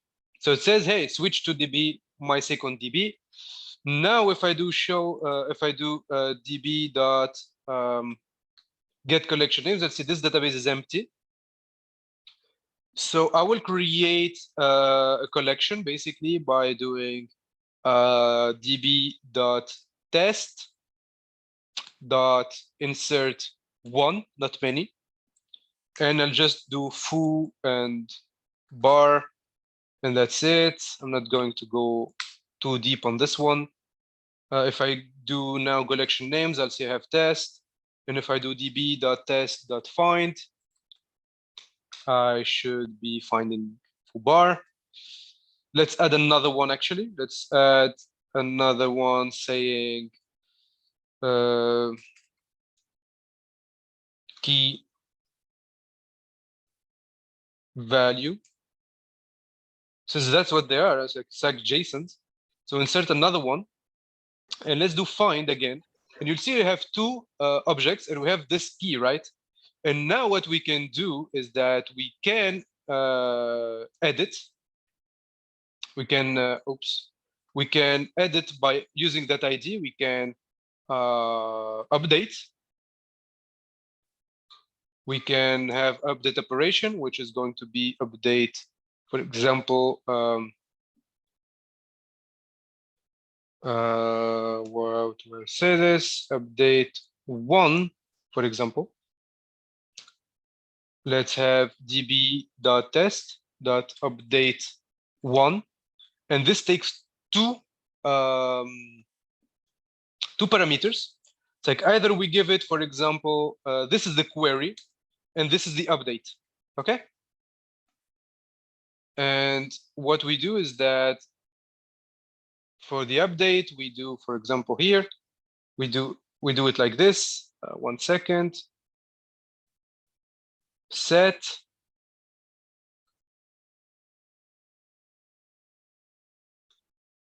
And we have here, like this.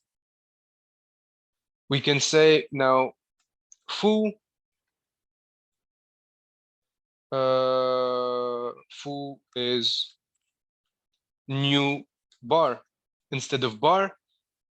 But we need here to find it. So we're going to find it either by ID, maybe. If we find it by ID, then we'll need to copy this, the object ID.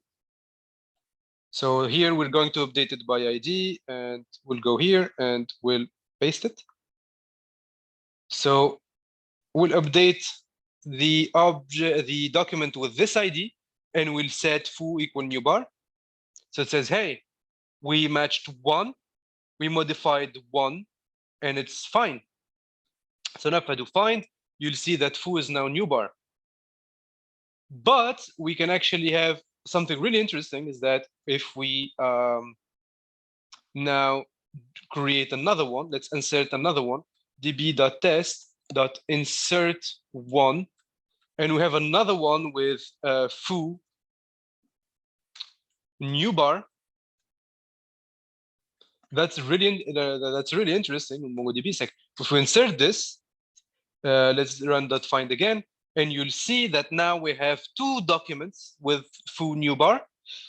I could actually do this, db.test.update update many. I could update many this time. And what I can do is that first the query. What I'll do with the query is that I'll say, hey, foo is new bar, which basically will mean that it will match any document with a new where there is foo and foo is equal to new bar. So that's the matching query.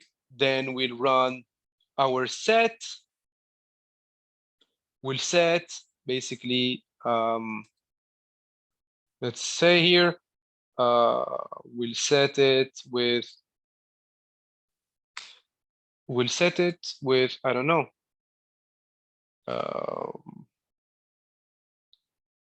test value, and we'll close these, and we should be able to run it.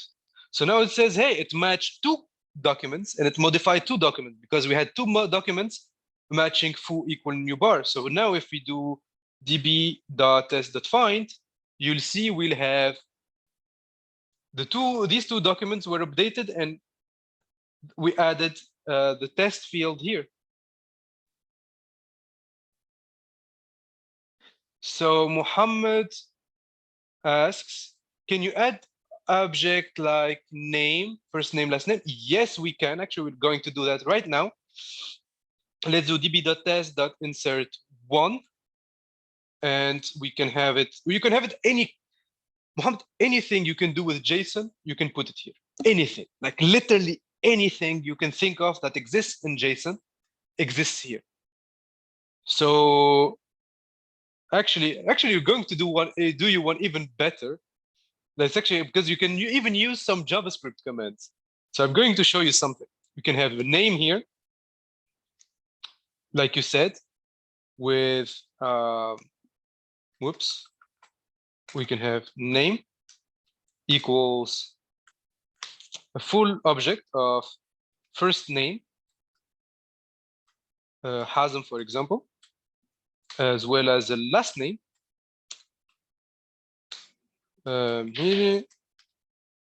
And we'll close this up. And now we can even have today equals new date. And that's, we can even use that if I'm not mistaken. And now, if I run this, you'll see that it actually inserted and I had no error. And if I go db.find now, you'll see I have today, which takes the ISO date of now, and my name, which is an object, and the ID. So does that answer your question, Mohammed Walawi?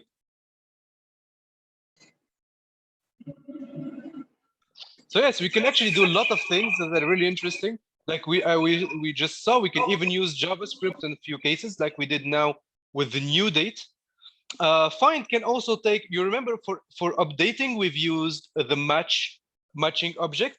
We can do the same thing in find. For example, if you do want to find things that have new bar, for example, if you do db.find, db.test.find, and you run here foo new bar,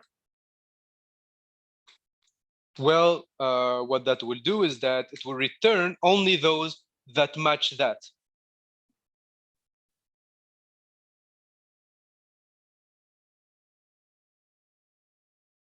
So you can actually have, also by ID here, you could have, for example, here, you can have the ID.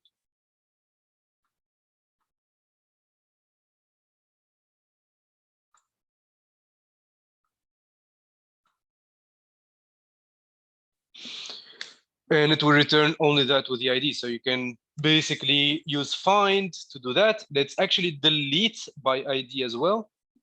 The delete works exactly like the update, which means I will take this, for example, this ID, and I will do db.test.delete1.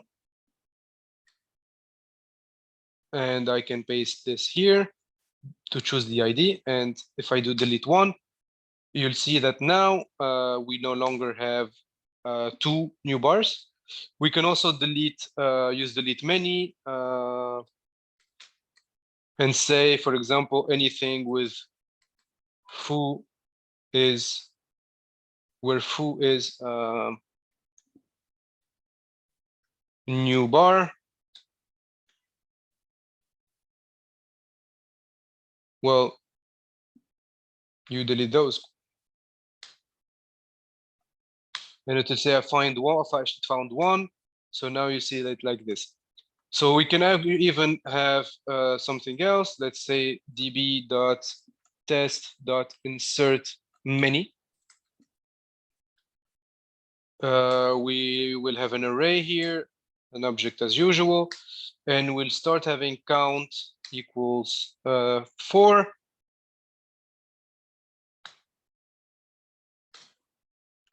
Another one with count is 6.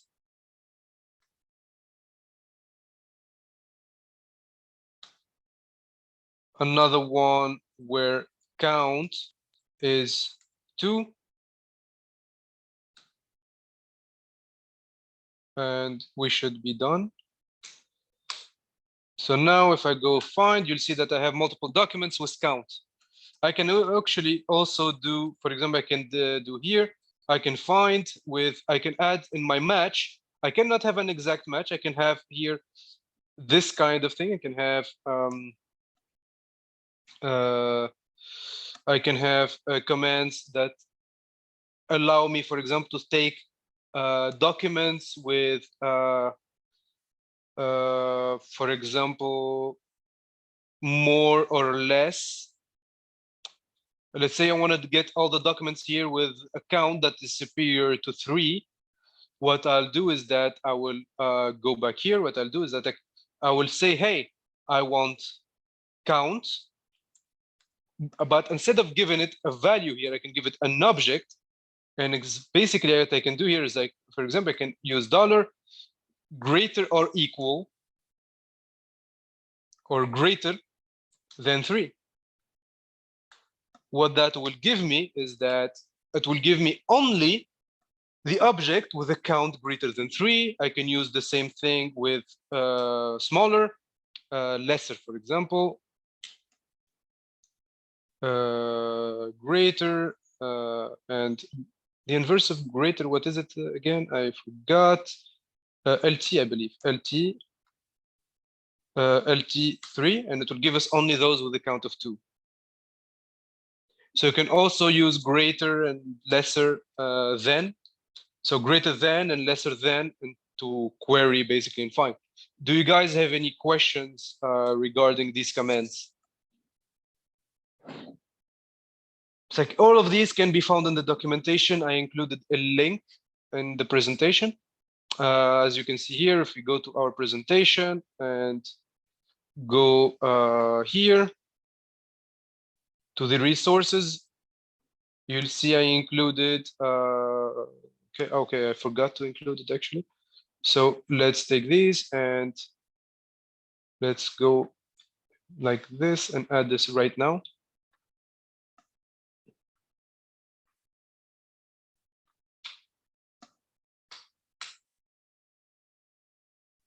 I'll add this right now. And basically what this does is that it will give you here everything you need to know to do CRUD operations on MongoDB. So see insert one, insert many, how it works, how we can read the greater, the update one, the update many, the replace one, or everything.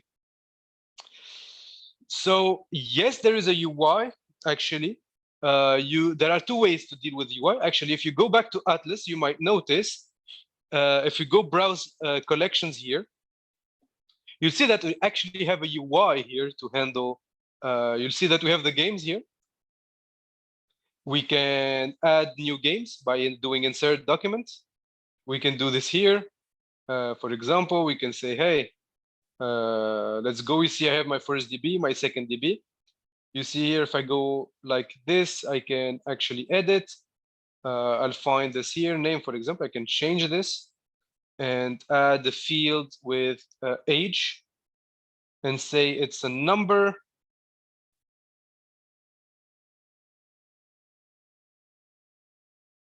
Where is the number? I can't find the number. Int, and you can see here's a put age over 30, for example, and you update, and it will give you an update. You can delete by going like this.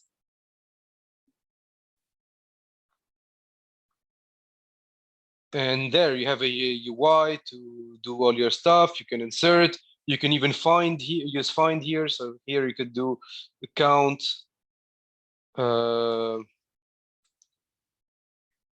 greater than 3 and apply, and you should get it here as well. So you have a UI. For those of you who don't necessarily want to go through the online UI, the same UI is accessible through MongoDB Compass, which is a MongoDB product, which is basically, well, the same thing as what we just saw, except you install it on your computer. So if you go here, you can install it. You available downloads, you choose here, you can choose Windows or whatever, and you download it and install it. And basically you have a UI that looks exactly like the one on Atlas, but directly on your computer. And actually when you connect here, if you go back on the overview and you go connect, like we did earlier, you can choose also to have instructions to connect with MongoDB Compass. And it actually gives you the link here as well. You can download Compass and it will tell you how to connect to the Compass as well. So does that answer your question, Mohammed? So yeah, you don't really need the CMD. I just wanted you to know it, but you don't need the CMD. You can use the graphic compass and that's it. If you don't want to install the CMD, so you don't install it and use Atlas directly or whatever. So you can see everything we've done earlier on is directly done on our cloud. We can connect. So we have two databases here, my first DB and my second DB. So I have two databases. Next up, we'll be trying to install Mongoose to start basically writing how we can read this data. So first thing we're going to need to do is install Mongoose. That's the main thing. We'll go here, we'll install Mongoose.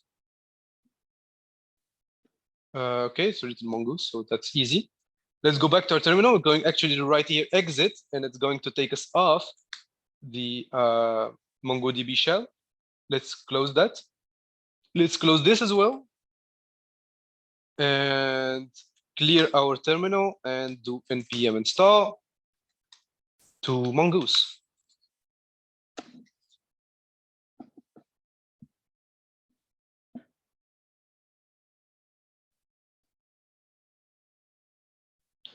First thing that we'll need to do now is basically connect to our Mongoose. Let's run dev again. And now what we want to do is that we want here, let's close everything. Let's only keep basically the Express open and our DB. So let's create a DB here file. We'll create a db.js file, okay, where we'll create basically our DB instance. So how we'll do that now is that we will, give me a second. We will now create our DB.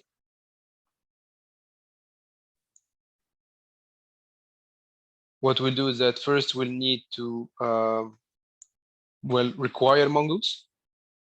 We'll do const Mongoose Mongoose equals require Mongoose. That's easy enough. We can add options or not, depending on what you want to do. We can have Mongo, for example, here we can have constant Mongo options equal. These are optional. You don't have to write them, but for example, what we can do is that we can, for example,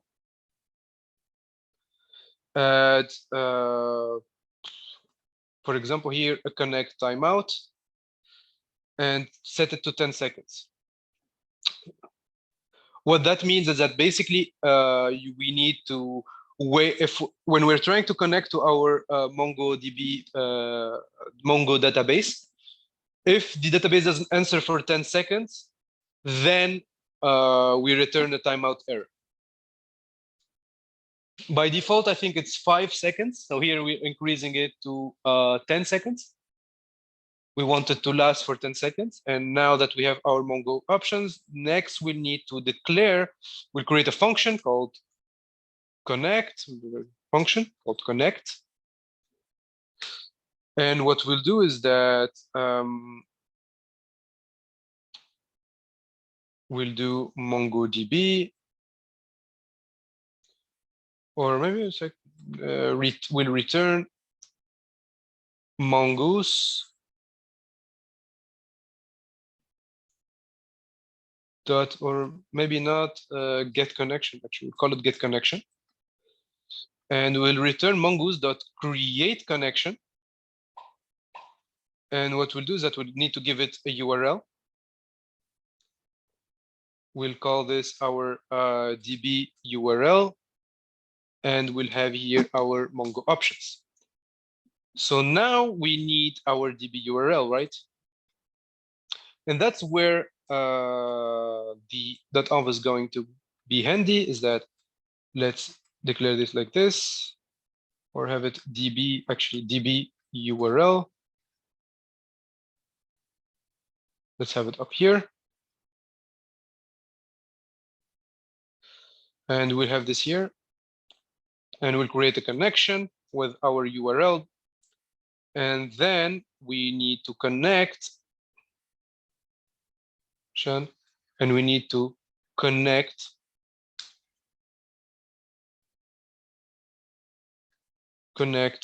to DB. And it's going to be a function. And here what we'll do is that we will do DB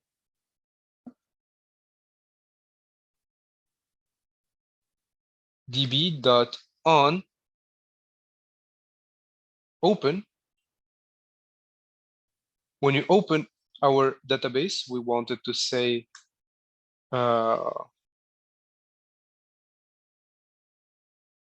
we wanted to okay, this takes a callback. We have a callback whenever there is an event of opening the database, and we wanted to say console.log.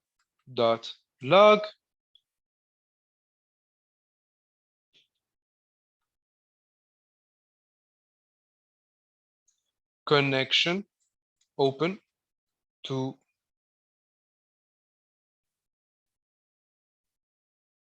MongoDB database on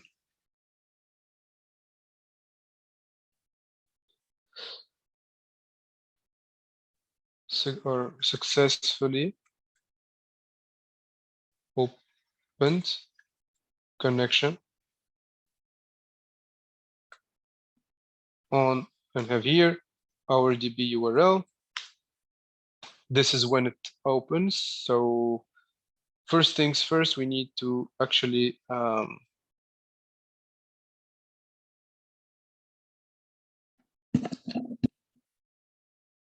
have this here.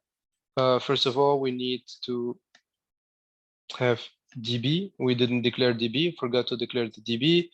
DB is get connection.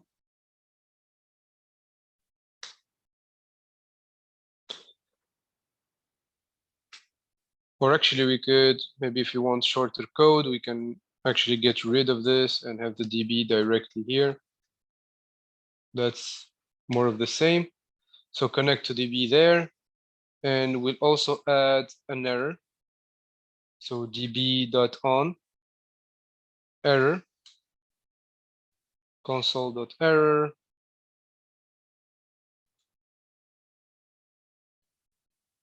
We'll just console.log the error. Otherwise, what we'll do is that we will return the DB here. Okay. And what we'll do is that we will go in module.exports equals connect to DB, right? And now what we'll do is that we will go here to express, and we'll see it'll come here when the server is open. And what we'll do is, well, first of all, we'll require our DB.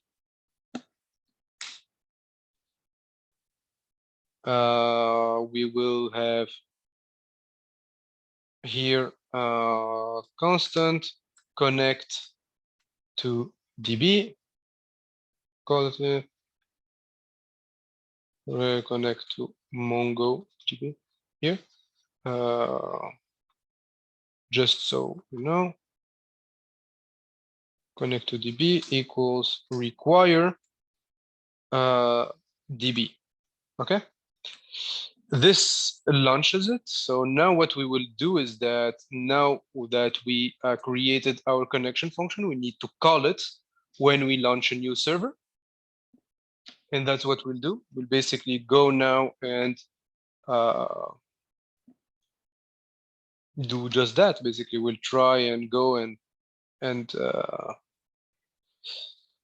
basically call the DB so we can use it later on. We need to launch it, and that's it. So basically, now what we'll do is that we will use global variables to set our DB so we can access it from anywhere. So what we'll do is that we will have here, it will return the DB. And now what we'll do is that we come here, and when the server is open, we want to have const my DB equals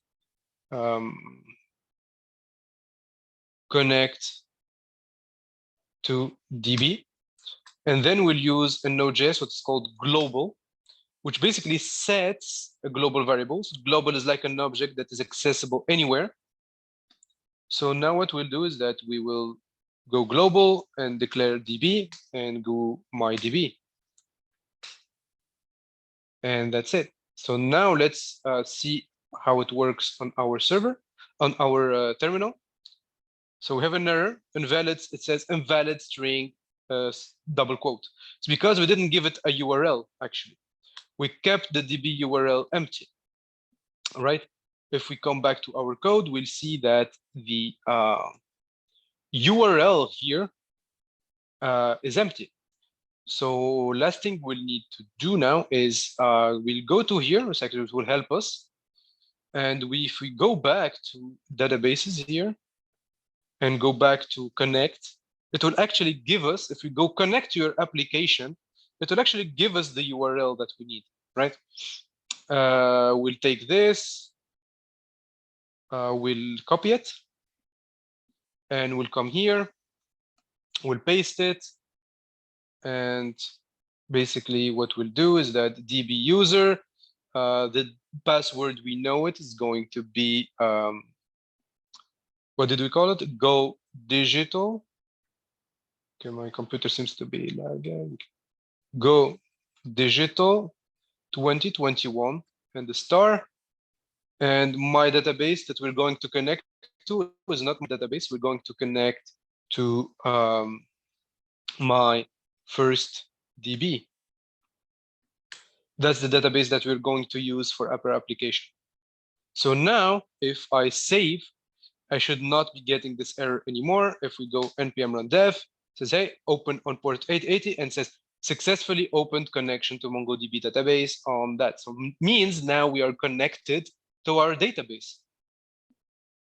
So now what we'll need to do though, is that this for best practices is that we shouldn't write this here. We're going to our .env. We're going to do MongoDB URL. We're going to have this here.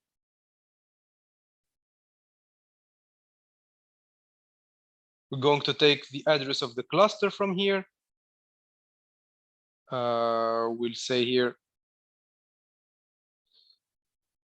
we'll put it here later on, MongoDB DB URL. We'll do here constant MongoDB URL from process.env.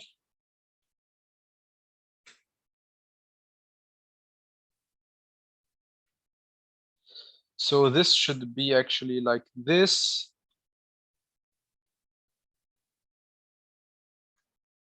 And another thing that we'll add MongoDB URL, we'll add this here. We'll add MongoDB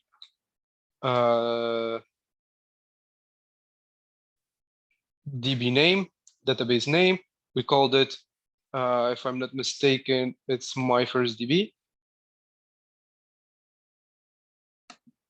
And MongoDB user, which is going to be DB user. And we'll have MongoDB password, which is going to be Go Digital 2021 star. So now everything is in the .env. .env is usually not, you don't share your .env, so it's secret, so nobody sees these. And then what you can do is that we are going to basically replace all of these with MongoDB. Let me get those. So I'm going to put those here.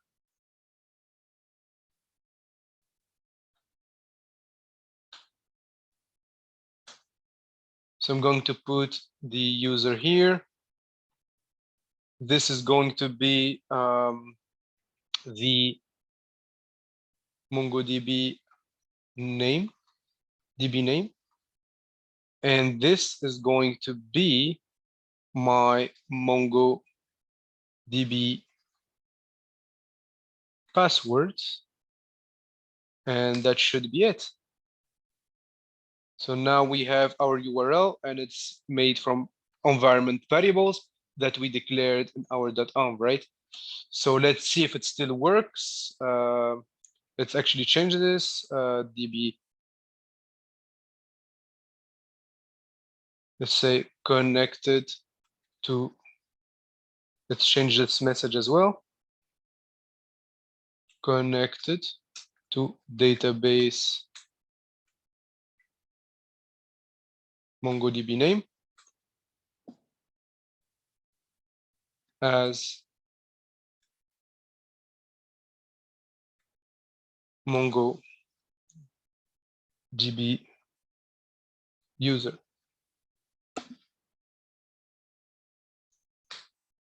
Okay, so let's see if it works as just expected. So it says here, server is open and connected to database my first DB as DB user.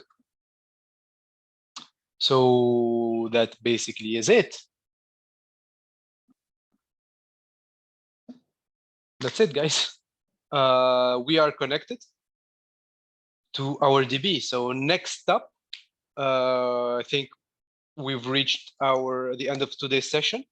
But next week, we'll be using this DB and we'll be using Mongoose to not only connect, we've connected now, but we'll be using Mongoose to fetch data, to get data and send it through an API. We'll write controllers, we'll write services, and we'll write everything so we can basically complete our API. So is there any questions before we end today's session and before we end today's session?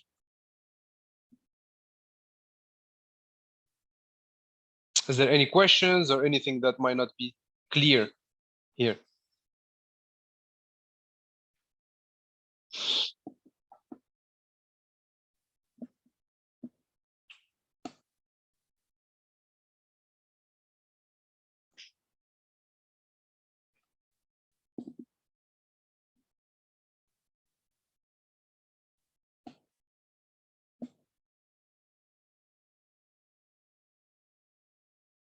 Okay, so everything's clear? No questions? Anyone? So it's been a big session, huh? So we've seen sockets, we've seen MongoDB, and we've started on Mongoose. So it's quite a big session. But yeah, as you can see, relatively you write less code using Node.js. I don't know if some of you have written Laravel. I know some of you did. I know Tarek uses Laravel, but I don't know if more of you use Laravel. But you might notice like you write way less code, right? You write way less code when you're writing Node.js. You don't write that much code. You don't need much code to do anything. And that's what's great about Node.js.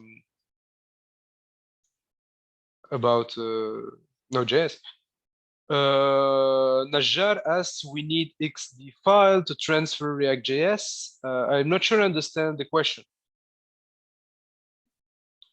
You're talking about uploads and downloads?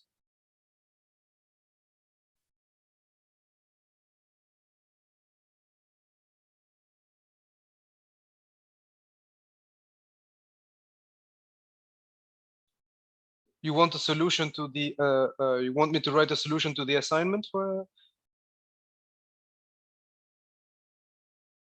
I don't get it. You want a solution to file uploads for the assignment? He means XD or PSD file. I mean, you upload them as any other file. You just use multi-part form data, right? Like you would upload a profile picture or anything. The only thing that changes is the format, the extension. But the server doesn't care about the format.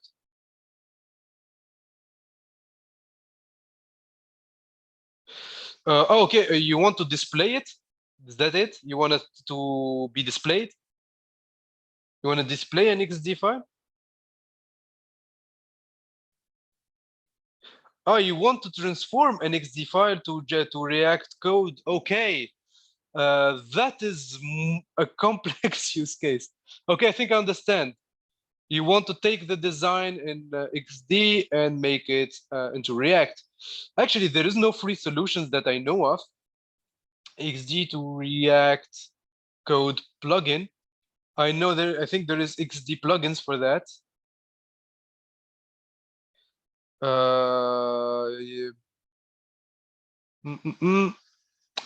You need XD, of course, and you need there it is. It's called an Anima, the Anima plugin. So if you go to Anima, you'll see that you'll need you'll need Anima, but as you can see, Anima free doesn't allow you to export React code. So you need the pro version. And that I know of, I don't know any plugin that allows you to do that for free. So you need a plugin that you install on XD or Photoshop or whatever software that you use, or Figma. I use Figma. I use Figma personally, and I use Zeppelin to extract the code. But actually, you need the plugin that you would install on Figma or XD to extract code. And the one I know of is Anima, and it's not free. And Anima, as you can see, is used by Netflix, Amazon, etc. But that's the best way to get React code out of XD directly if you don't want to rewrite the code yourself. Otherwise, yeah, the UI designer gives us your design and you write the code and you code it. But to get faster, Muhammad, like Najjar says, actually you can not write the code yourself and have XD give you the code, but you need to use Anima. Basically, what Anima does is that it translates design directly to code. So if you open XD and you use Anima, what you can do is that you can actually have, you select anything you want to select, like here in the demo. I don't know if you see my screen, and it will give you actually a GSX of that component. If you click on it, it gives you the GSX. So yeah, you can do it. You can, but that's a paid. Otherwise, yeah, you need to write the code yourself. Does that answer your question, Najjar and Mohammed?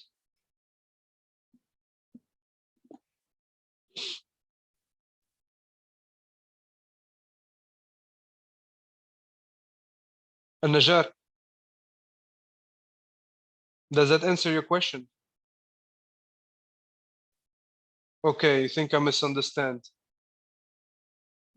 Because that's what Mohammed said. Can you explain it more then?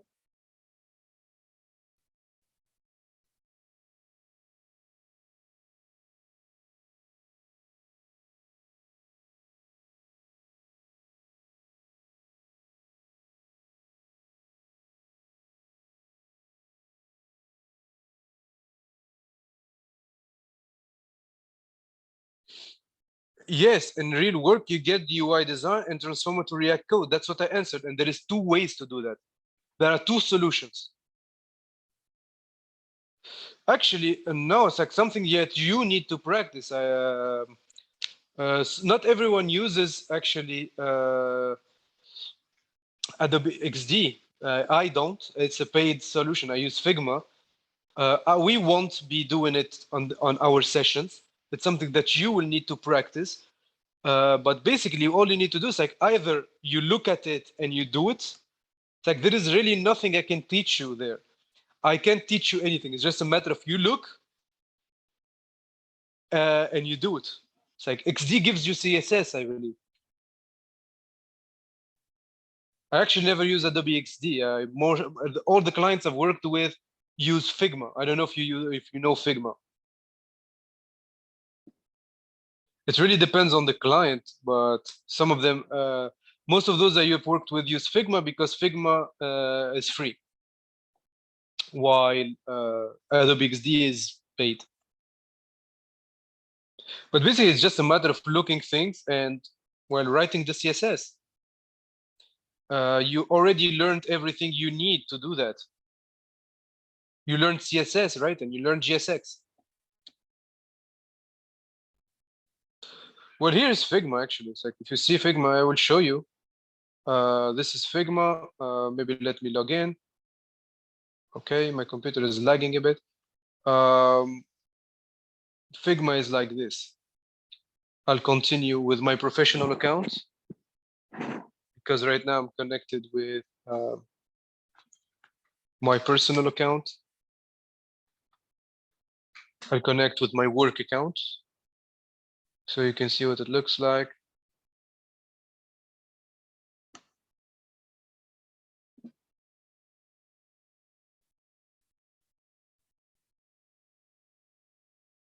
Basically, what you do is that you'll get something like this. Okay, this is not my account.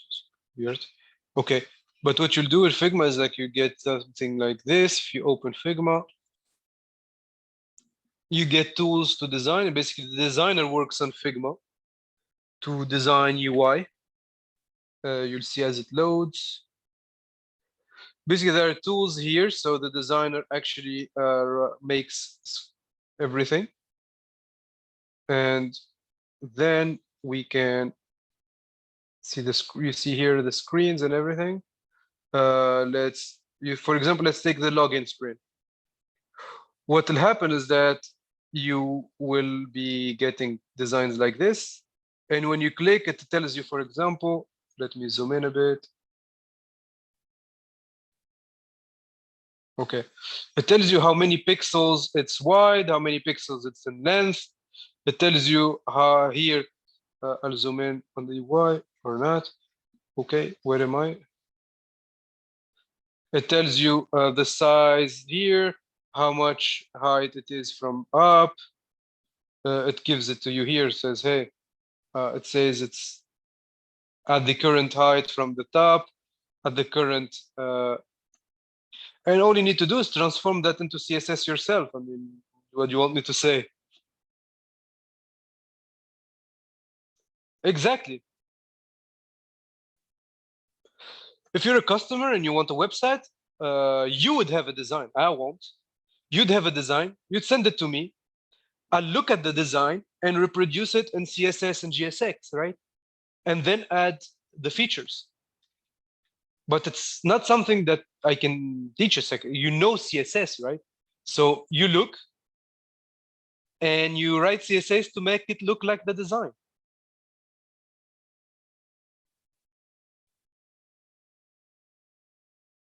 like I said, either Figma or XD will give you the sizes, the fonts. If you click expect here, so I can make it bigger, but if you look at Figma, it gives you the height, the top. It gives you, if I click on text, it will give me the font.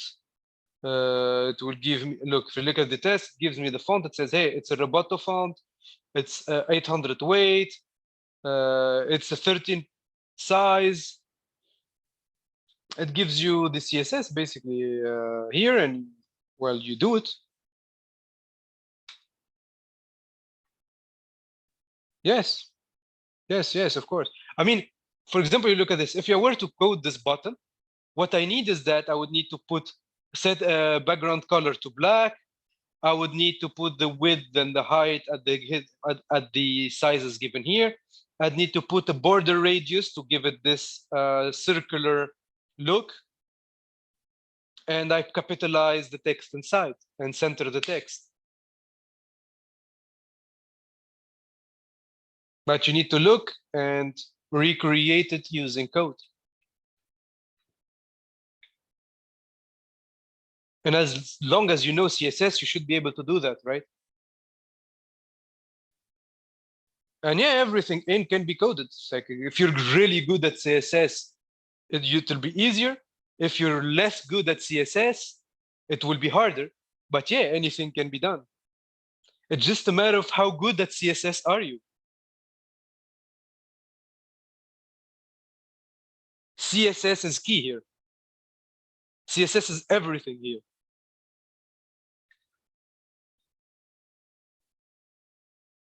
I believe you learned CSS with Mr. Safedi, right?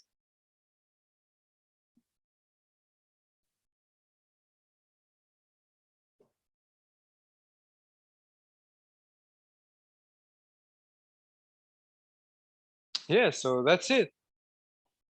That's the reality of it. It's called web integration, actually. It's mostly CSS. If you know CSS and you know HTML, you can translate designs to HTML and CSS. I mean, that's your job. That's why they come for you. It's like, you look at it, you're like, huh, I know CSS, I know HTML. I look at it, I know I can recreate it in HTML and CSS. But it really depends on how good you are at HTML, CSS.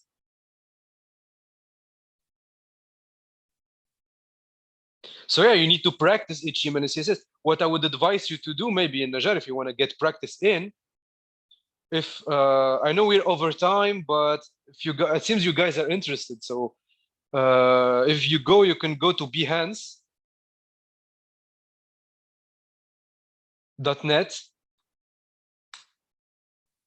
I'll write you the link here, Najar. If you go to behance.net, and then you go here, and Behance is a place to share designs. If you go to Behance and go to Discover, and then you go look for UX, UI.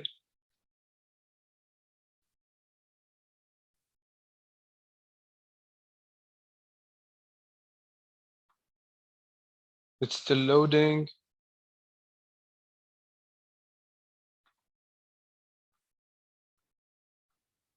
There we go. We have UX and UI. The US UI galleries. I'll send you the link again.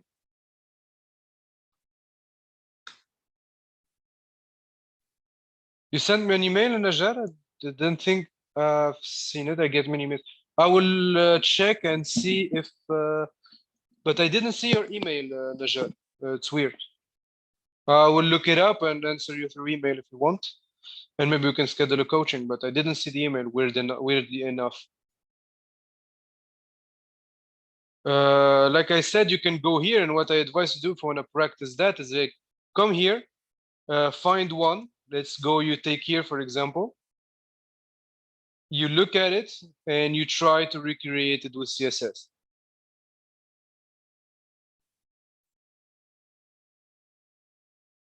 You might find some who share the XD, most of them will not. but you can find something simple you like and try to recreate it in CSS if you wanna practice basically.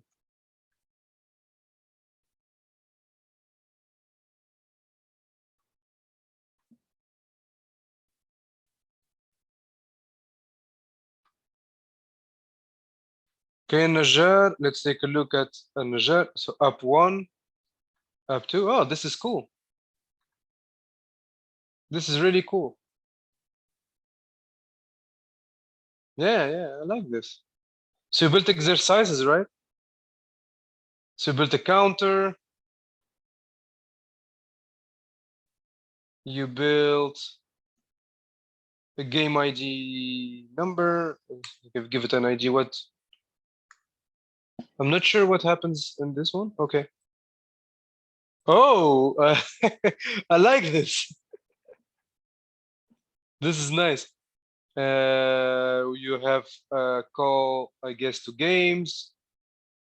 You have to do app, which basically add tasks. Yeah.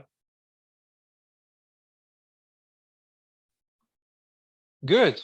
And you have Jerusalem. Oh, you okay. You finished the okay. You finished the assignment. Okay. That's great. I will take a look at that. The 6 and 7 do not display. Okay, they're not made yet. Yes, I will look at your code. I got loads of code from a lot of people, so I'm reading through it. Not everyone sent me the assignment, but a lot of people did.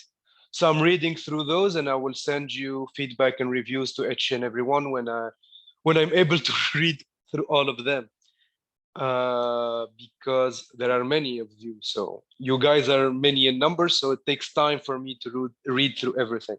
So please be patient with me, and I will get back to you, Najjar, regarding all of this. I will take a look at the code and give you feedback. So that's the end of today's session. Thank you everyone for attending. I hope it was an interesting session. I hope you had fun and you learned a lot of stuff. Regardless, have a great time and a great weekend, and I'll be seeing you. Goodbye.